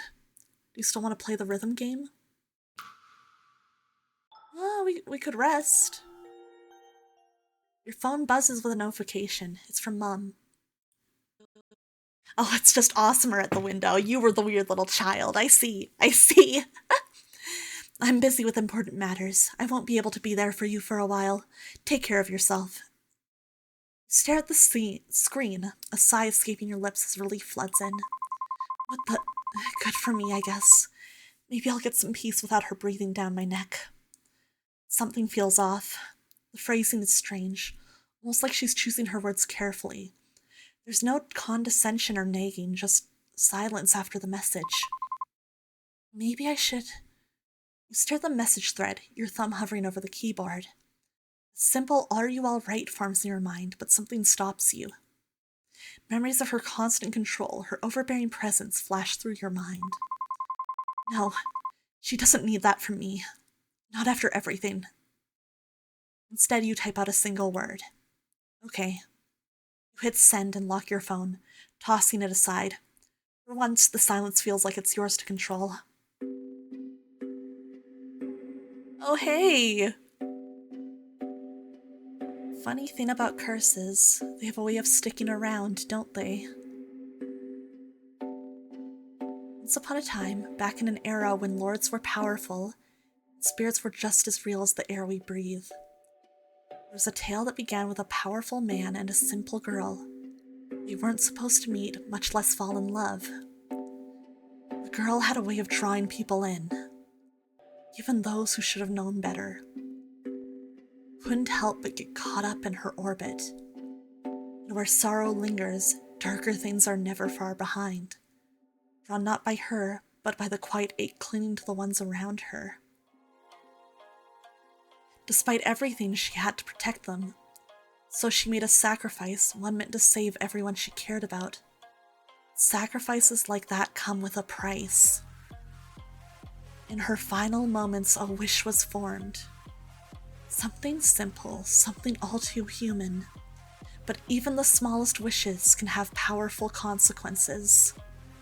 And so, a curse was born. One that tied her fate to those around her. Locking them all in a cycle they couldn't escape. Not until she made a choice. Not until someone was brave enough to break the pattern. So here we are, curses, gods, ghosts, and a whole lot of unresolved tension. But hey, no pressure. In the end, it's all about who you choose. No big deal, right? Hey, that was a trailer. Wonder if that means we've hit the end of the demo. Oh no, okay, we have more, yay! I was like, no, I don't want to be done yet. Give me more. Give me more! You dream of the past few days, your fragmented memories stitched together in the haze of sleep. Faces flicker in and out, voices echo in half-formed thoughts. You're seeing people again, connecting, resurfacing from the place you'd buried yourself in for so long. You're finally crawling out of that pit that you've spent in for the last few months. You're beginning to feel tired. You don't know how long you can keep this up. Oh, he's pretty. Oh, hi. Hey. Ooh, he's very cute. He's very handsome. You dream of Ryota, of the way he stands beside you, quietly, like he's always been there, like he never left. You remember how easy it was to overlook him before. He never demanded anything, never asked to be seen. But now, in the silence after everything fell apart, you notice the way he listens. The way he tries, in that subtle, quiet ways of his, to make things feel safe, even if he's unraveling too. You didn't see his kindness before. Oh, God. Oh, I really like this guy. This is my type. And it hurts, knowing it took your own tragedy to recognize the warmth he's been offering all along. You wish you had noticed sooner. You dream of Haruki, aw. He's laughing again, effortlessly bright, skipping stones like nothing in the world could weigh him down. Yeah, that's me. That's me. You barely know him, and yet he looks at you like he's known your sadness forever. There's something about the way he brushes off the dark with jokes and half-serious stories that makes you want to believe in something, anything. And that terrifies you. You don't understand him. Part of you wants to run. You're afraid of what he knows, but something draws you into him. You might be losing your mind. You never thought you'd find light again, not after Kazuki's death. But somehow you're still standing, still breathing, still piecing yourself together bit by bit. Maybe he's watching over you. He would have probably said something like, "You should believe in yourself more, Aqua. He's a very pretty man. You're strong in your own way.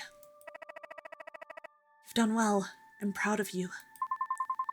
You haven't done much. You've done well. Better than anyone expected from you. Maybe. I guess so. I'm sorry I had to leave so soon. I wanted to stay. I really did. I know. That's why I tried so hard to find out what happened, to help you, to help us. You've carried so much, Aqua, and my biggest regret is not telling you the truth when I had the chance. And even now, you're picking up the pieces I left behind. I'm sorry, but you're not alone. I've met a lot of people who care about you. I really do love you, and as jealous as that makes me, you might love them too. At least, grow to. I hope my memories won't stop you from living your life. What we had, it meant the world to me. Even if it was short-lived, it mattered. You mattered. In this life, and the ones before it. Okay, yeah, so it is like a reincarnation thing, huh? Thank you. I hope to see you soon, but I know that you'll be making your choice soon. Or maybe by the time you've seen this, you've already done so. Regardless, I love you. Let's meet again soon, Aqua. Oh, that was very sweet. Wake up, the dream already fading like smoke in the morning light. You reach for it, desperate to hold on, but it slips through your fingers. You're sure it was something kind, something warm, yet all that's left is an empty ache where the memory should be. For a moment you just lie there, stuck between sleep and waking, trying to hold on to the quiet before everything comes rushing back. And then you remember. The worry settles in again, heavy and familiar. You grab your phone from the nightstand, hoping stupidly maybe there's something waiting for you. Nothing. No messages, no calls. Still nothing from her. You stare at the screen for a while, your chest getting tighter. Maybe something did happen. Maybe something's wrong. You want to text her. You almost do.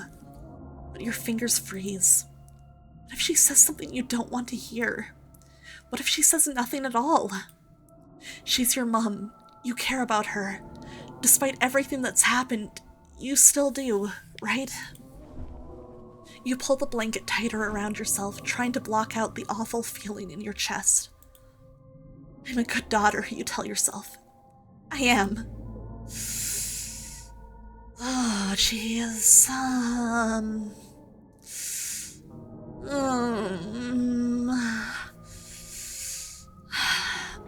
It's hard because I don't think our mom is owed this attention from us.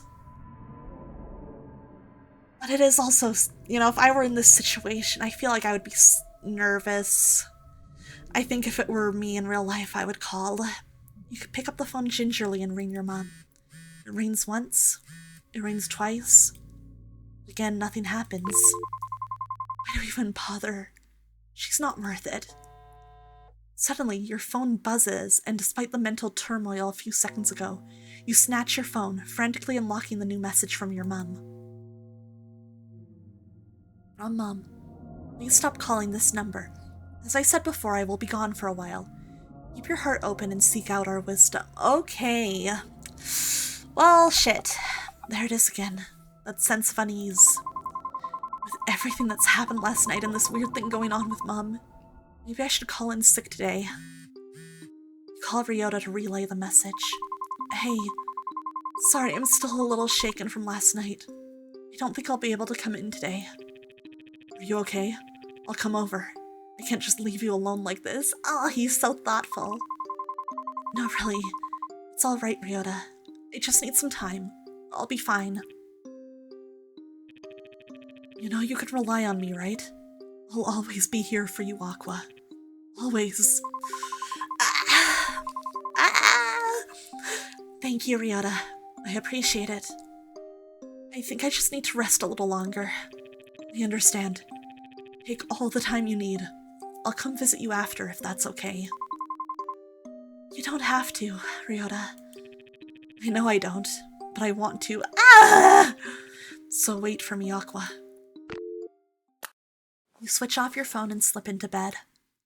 The sun hasn't fully risen yet, but the morning sun feels cold and sterile, reminiscent of the night before. You close your eyes, but your thoughts claw their way back to your mother. You try not to think about her. You try not to care. But the fear creeps in anyway, quiet like the never-ending noise in your head. Your skin feels damp with sweat. The sheets feel too tight. Your hair tangled around your neck feels like it's choking you. Oh god, I do have that problem at night. If I feel my hair on top of my neck, like if it just kind of lies across it like that, it actually kind of makes me really uncomfortable and I need to like move it because I don't know, somehow when I'm lying down it gives me like a choking sensation like that. Your pulse that's heavy in your chest, louder than it should be. Too loud. Too similar. They sound like drums. Like the ones you hear when no one's around. Like something waiting just beyond the edge of sleep. The noise grows until you can't tell if it's in your head or in the walls. Just as your heart begins to race, sleep finally and unwillingly drags you under. I'm getting impatient. I can't stand it. Every heartbeat, every breath she clings to, it grates on me. They keep interfering one after another, like gnats buzzing in my ears. It's her I want. Just her. Just one crack, one slip. Let the fear splinter her resolve. Let the despair hollow her out. I just need her to crack. And then, finally, I can feast. The others are moving faster than I anticipated. Oh fuck, there goes my wig. Fucking shim. Returning for the wig snatch. Their hands are all over the board, pulling her this way, that way. Okay, I'm back to watch for reals. How's the game so far? It's been really good. I'm really, really liking this. I definitely want to play the full game once it comes out. I'm gonna be keeping an eye on that. This is a really interesting game, and they're doing really good with it. Like, they really nail, like, a lot of these, both the atmosphere and the horror, and, like, the atmosphere of the romance. Like, they're getting both, despite those being such different tones. Just really cool. It's very impressive how well they're balancing them and having them intermingle. Very impressive. Away from me. We have to act now before she... No. No, not again. I won't lose her to them again. Oh? She won't make the wrong choice. She won't. I just need one more chance. One opening. One whisper in the right ear. If I can reach her again just once, she'll remember. She'll remember everything. And then she'll come back to me. You jolt awake, breath catching in your throat. Your eyes blink against the light, only to realize there is none. You fumble for your phone. The screen glows to life. Two things greet you. The time, 8 o'clock p.m., and a single message from your mother. Your heart stutters as you unlock it. The message is short, unmistakable. I'm fine. I don't think you're... No, I don't think. You stare, your chest tightens. You don't know what to feel. You're never one to linger in communicating with her. A quick word or two usually suffices, and yet... This time, an unfamiliar weight coils in your chest, slow and insistent. A flicker of uncertainty, sharp as a spark, begins to burn beneath your ribs, urging you to reach out and ask for more. You want to ask her, "Are you sure? If something's wrong, please let me know." Instead, you hesitate, your fingers hovering over the screen. You know you should. You know you want to. But you can't bring yourself to do it. No, maybe it's nothing. You're just being paranoid. Nothing to get too worked up over, as Mom always says. You tap send, but then nothing. The screen pulses with silence, followed by the system error. Message failed to send. Recipient unavailable. Oh God. She's dead. Feel the burning rise again, bubbling up behind your eyes, hot and relentless. She probably turned off her phone. I'm just being overly anxious again. Maybe I should just get out for a bit. Run some errands, even if it's late. Clean yourself up and head out, trying hard not to think about anything else. Oh, scary. But no matter how hard you try, her words cling to you, because you know far too well how it is to lie so easily. Me too, La Creatura emotes. No tasks? Nothing? Oh boy. Any other emails? Let's... Hey, 69, nice. Nice. Yeah, this is just the demo. This is not the full game. I'm sorry, Ren, I've not seen much of you. I'm sure you're great.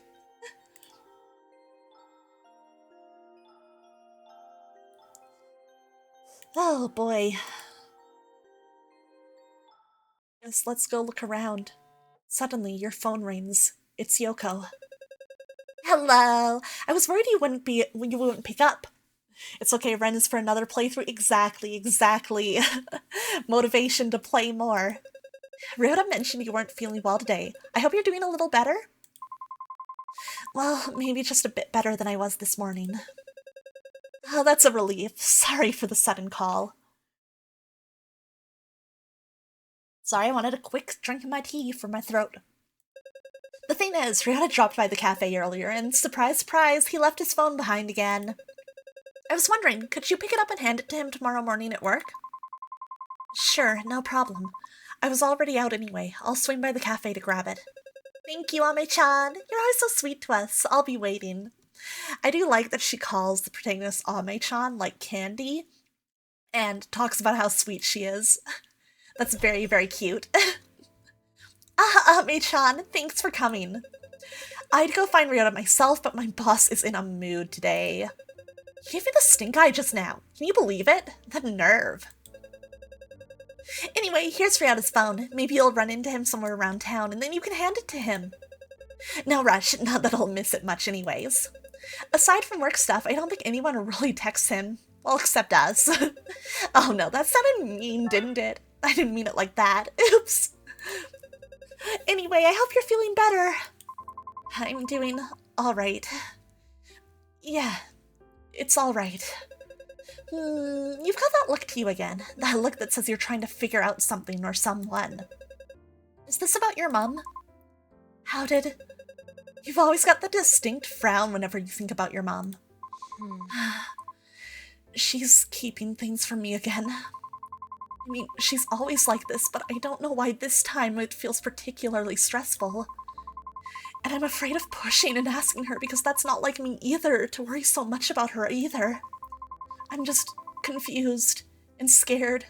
Scared of what she might say. It's terrifying, isn't it? The idea of not knowing. It's even more terrifying to ask. Not just because of the lies, but because once the truth comes out, it changes everything. Maybe you're not sure if you even want to know everything. Because what if knowing makes it worse? Ooh, sometimes I've felt that sometimes. But you can't live your whole life walking on eggshells, Aqua. You can't keep shrinking yourself to fit other people's secrets. You're allowed to feel betrayed. You're allowed to be angry, but don't let that anger become your compass. Let it pass. Then ask. Push for the truth, even if it hurts. And when you get your answers, really listen. You don't have to trust blindly. Don't shut people out just because they kept things from you either. Hey, you don't tell me everything either, but I'm sure you have your reasons. Sometimes people hide things because they're scared too. That doesn't make it right, but maybe it makes them human. Yoko's pretty smart. She kind of knows what's up, you know? Anyway, I'll stop being dramatic now. Thanks again for helping with Ryota's phone. I should get going before my boss gives me another stinky eye. I'll see you around, Aqua. I like how many sound effects she has. It's cute. It's really late. I better head home before Mom gives me a mouthful.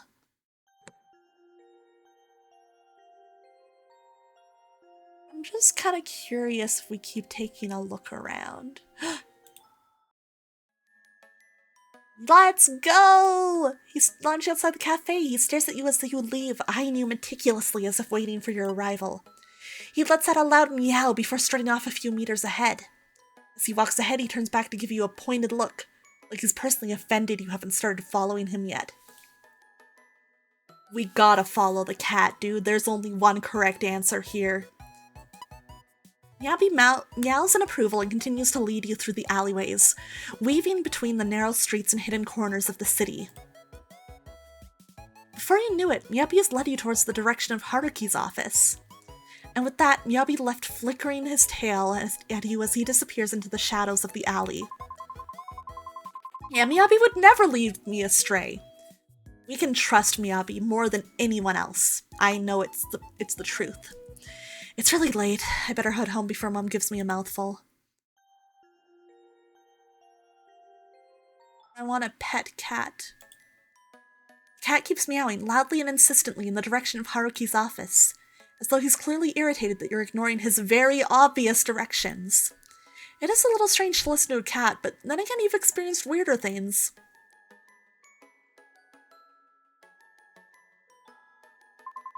It's really late. I better head home before Mom gives me a mouthful.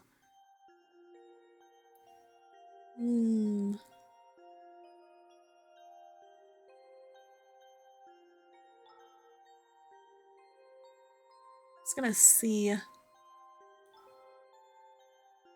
We see him anywhere?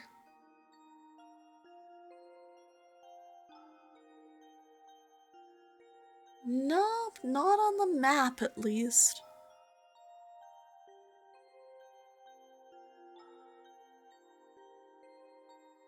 I mean, Yabi wanted us to go to the office.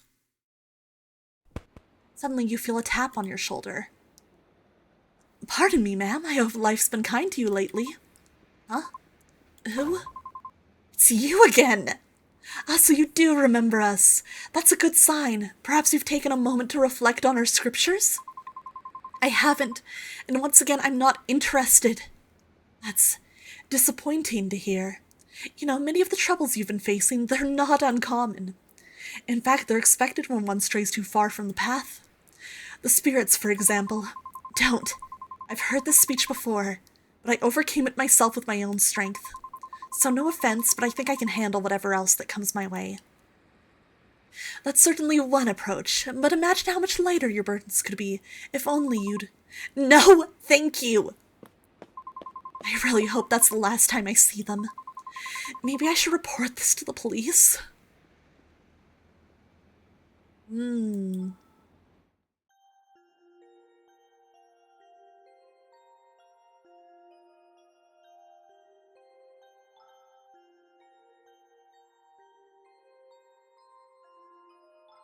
Guess we could go right there. You hear someone call out your name.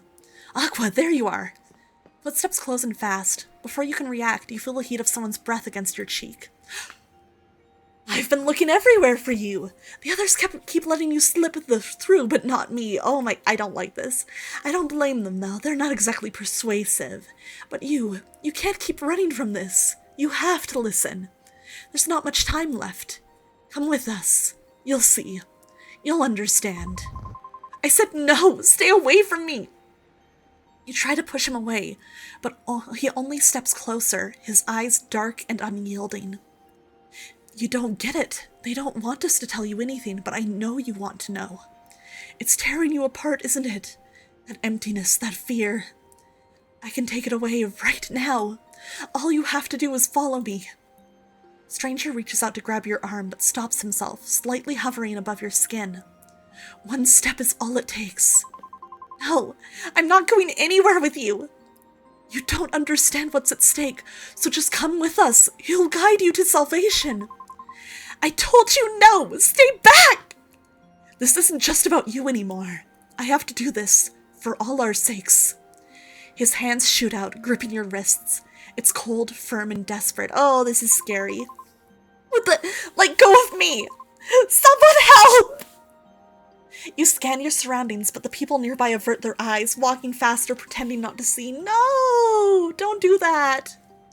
You twist, fight, your heart pounding as his grip tightens. He'll save us. All of us. Through me. Through you.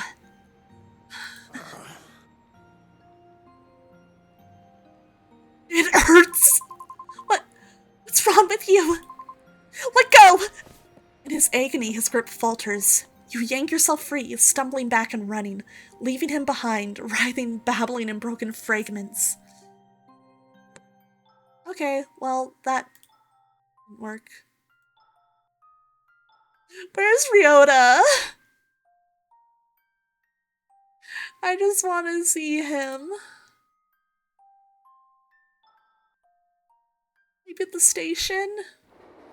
Head to the train station, debating whether you should look for your mom or just get out of this place entirely.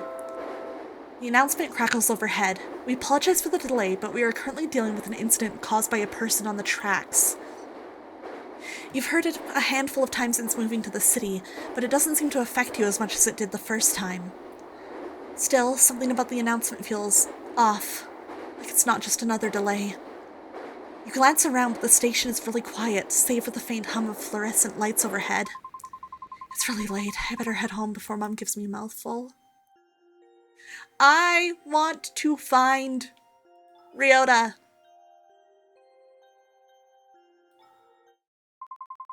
Sweet shop is closed. As you stand there, something inside you twists, that uneasy feeling like when you forget to turn off the stove or leave the door unlocked. That quiet dread that something's wrong even if you can't name what. It hums low in your chest, an aching pull at the edge of your awareness. You try to shake it off, but the feeling only sharpens, like there's something waiting for you. No calling you from home. You don't know why. You don't know what. She just popped up uninvited. We don't live with her. But suddenly it's clearer than anything else in your head. You need to go back. Now. It's really late. I better head back before Mom gives me a mouthful.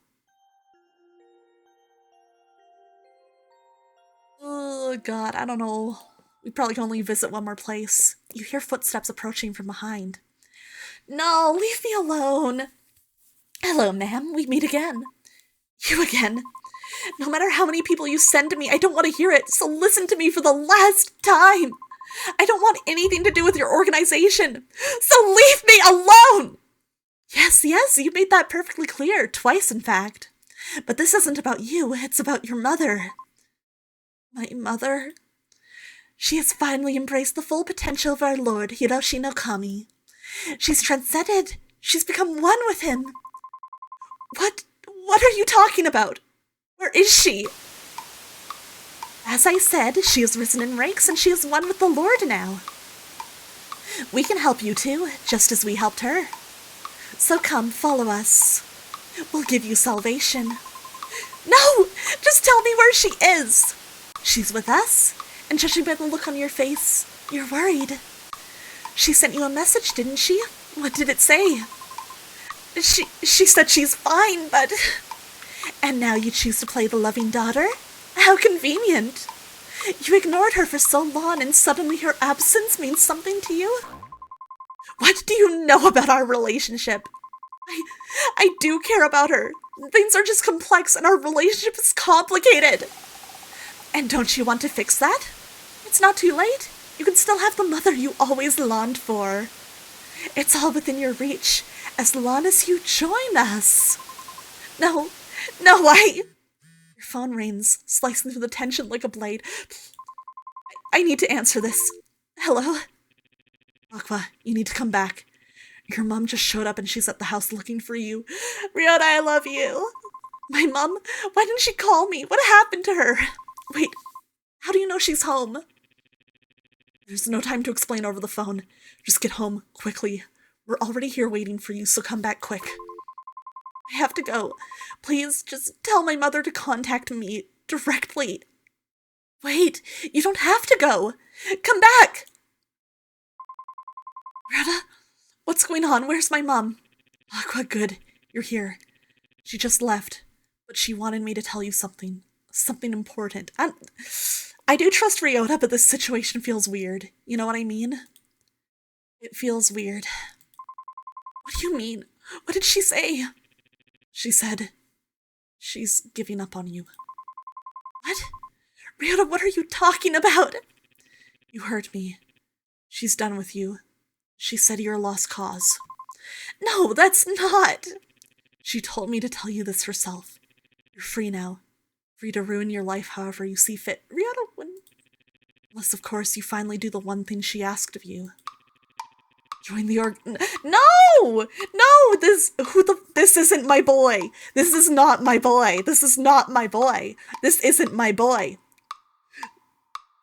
What did they do to him? What did they do to him? Ryota would never fucking say this. This is exactly opposite of everything he's done and said so far. He would never.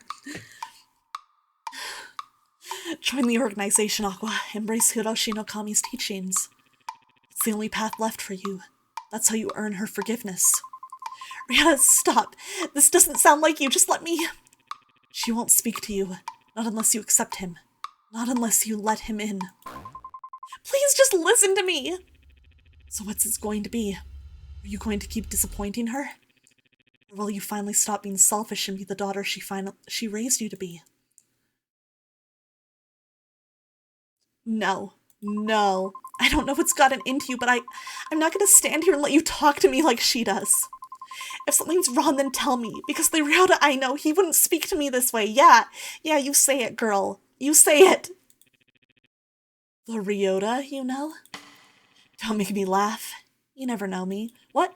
Did you really believe all those kind gestures? No! I've been tolerating you. Tolerating your delusions, your mood swings, your constant need to play the victim. No. But now I'm done. I can't stand the way you cling to me, like I'm supposed to fix you. That's why I'm relieved this fake relationship is finally over. You can stop pretending now. I don't know what to say, but I do. I've always resented you for going along with this fake relationship just to keep your mother happy. I thought if we stood up to her together, she wouldn't be able to control us. You just folded. You let her win. You ruined everything for both of us. I hate you for that. What? I really, really hate you. I'm sorry, Ryoda. I know I should have been a better friend to you. I was weak. I should have said no to her from the very beginning. I let fear control me, and I let you down. I know words can't undo what's already happened, but I will try to make things right. You were there for me when I needed someone the most. Now I'll do everything I can to be here for you too. I can't let you insult me in the meantime. Still as selfish as ever. Always wallowing, always dragging people down with you. You think everything revolves around your sadness, your drama, your broken little world. Something's weird. Something's wrong. This isn't like you, Ryota. Ryota's kind. No matter how angry you were at me, you'd never say things like this. You were never hurtful. Ryota's kind. I don't know if you're just being delusional or just plain stupid. Just because I played nice to your face and said some nice words doesn't mean I actually meant them. No, I can feel it. Something about you. It isn't right. This isn't Ryota. Really, a sudden psychic awakening? How convenient. Just another drama to tack onto the endless list of things you think make your life so tragic. This isn't Ryota. You're insane. You finally snapped. This isn't him. Just like your mother always said. You were always a lost cause. Oh, well, you figured it out. Congratulations, I suppose. But no matter. Things have finally begun to move again. What the fuck is happening? No, I really do want it to end. To finally put this wretched game to rest. But with every cycle, every turn, I will grow stronger. And soon, I won't need you at all. I've seen so many versions of you. Each version still clinging to hope, still screaming into the dark. Is this maybe whatever's been haunting us? You always come back. You always try. And I always win. Over and over and over again. Let's see how long you last this time. Aqua, wake up, please. You have to get up. Fire, it's almost on you. You can survive this, but only if you move. What is happening? Aqua, listen to me. Get up. Get up, Aqua. Get up. Your skin stains. Your clothes are burning away, melting to ash against your body. But still you move. Somehow you push yourself up. You scan the room in a panic, the smoke thick in the air, heat licking at your skin. Your eyes land on it. The incense from Kazuki's shrine has toppled over. Somehow the flame grew large enough and now it's spreading fast. Fire crackles and roars, devouring everything you once held dear. You stumble back, overwhelmed. Part of you wants to collapse right then and there. What's the point in fighting? What's left to save? Then, through the rising smoke, you see it.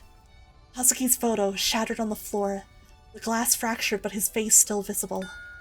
Something stirs in you. You have to keep going. You grit your teeth, pushing yourself up. You stand. Every step is agony.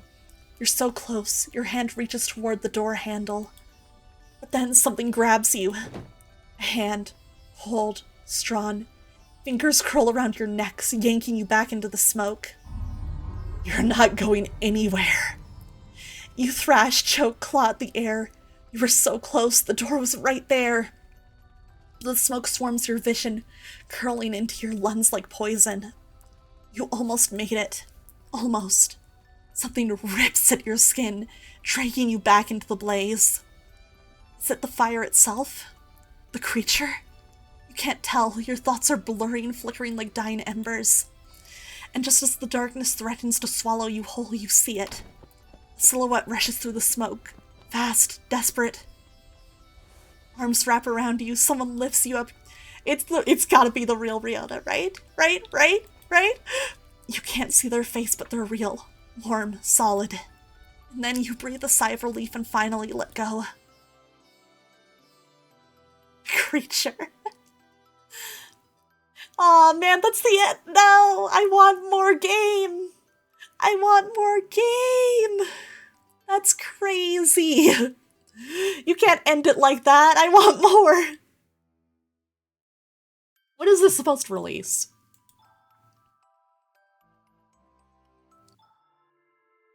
My god, I really liked that. Let me take a look. Is there anything here? Release date coming soon. Let me look at their Kickstarter. Do they have something on the Kickstarter that says says when they're aiming to have it released?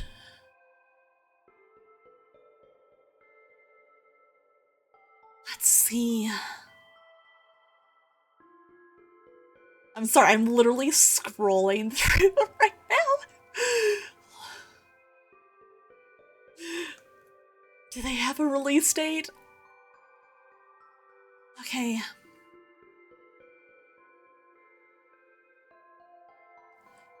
Oh, I don't know if they do. Dang. Dang it.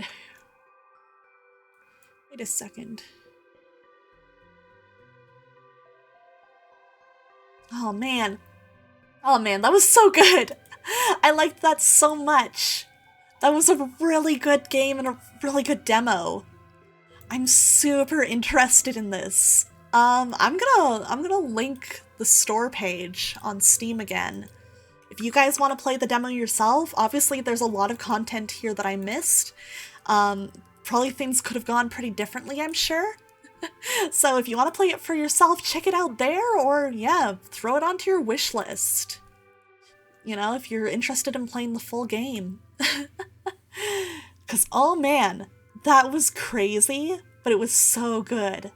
I really, really liked that. Thank you guys so much for, oh my god. Yeah, the devs ever watch this, thank you so much for inviting me to give this a try on stream, because I have had so much fun with this. I'm really, really interested and really, really excited for this to come out. Oh man, I'm really enjoying it. Oh shit. I know that like this is probably where we should call stream, but man, I was like, oh, I wish I could play this more. I wish I could keep going and find out what happens. Very, very excited for the full game. Alright, we'll switch on over to just chatting here. And I guess we'll wrap up here. I'm gonna take a look for someone to raid. Let's see. I wonder, is there like...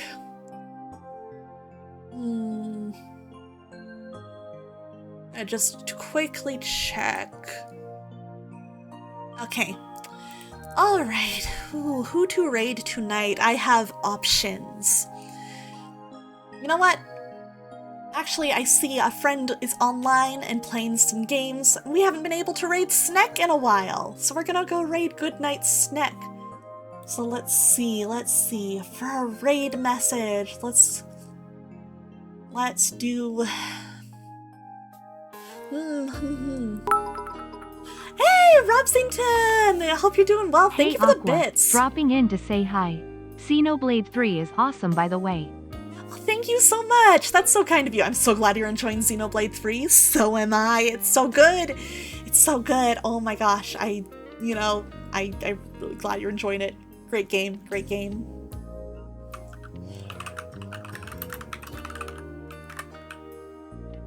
The story has me hooked. It's such a good story. It's so good. Found the release date and it's around February. Okay, that's not bad. Oh shit, maybe depending when they release it, maybe if I need a Valentine's stream. Maybe if I need a Valentine's stream. I'm so invested, tomorrow's plans are out the window. Oh my god, Xenoblade 3 has had me the same way. It's had me the same way. Oh man. Alright. For our raid message, how about let's do something a little silly goofy. Let's do something a little silly. I think Sneck would like it though. Whenever I was gonna stream's no longer happening, I'm doing Xenoblade 3. Yeah, that's why Xenoblade 3 took over my channel. Aside from, you know, aside from the Choose Wisely festival. But yes, have a good night, Robsington. It was good to see you. Alright, so yeah, I'm gonna be streaming as much as I can this week, pretty much every day except Saturday, so long as, you know, none of the IRL stuff kind of comes up and gets in the way. As long as nothing gets in the way, I'm gonna be streaming like every day except Saturday, a whole bunch of different games. You can find them all in my schedule, which I've posted both on my Twitter and in my Discord. If you want to keep up with me, those are definitely the best places to be. Don't forget to check out Choose Wisely on Steam.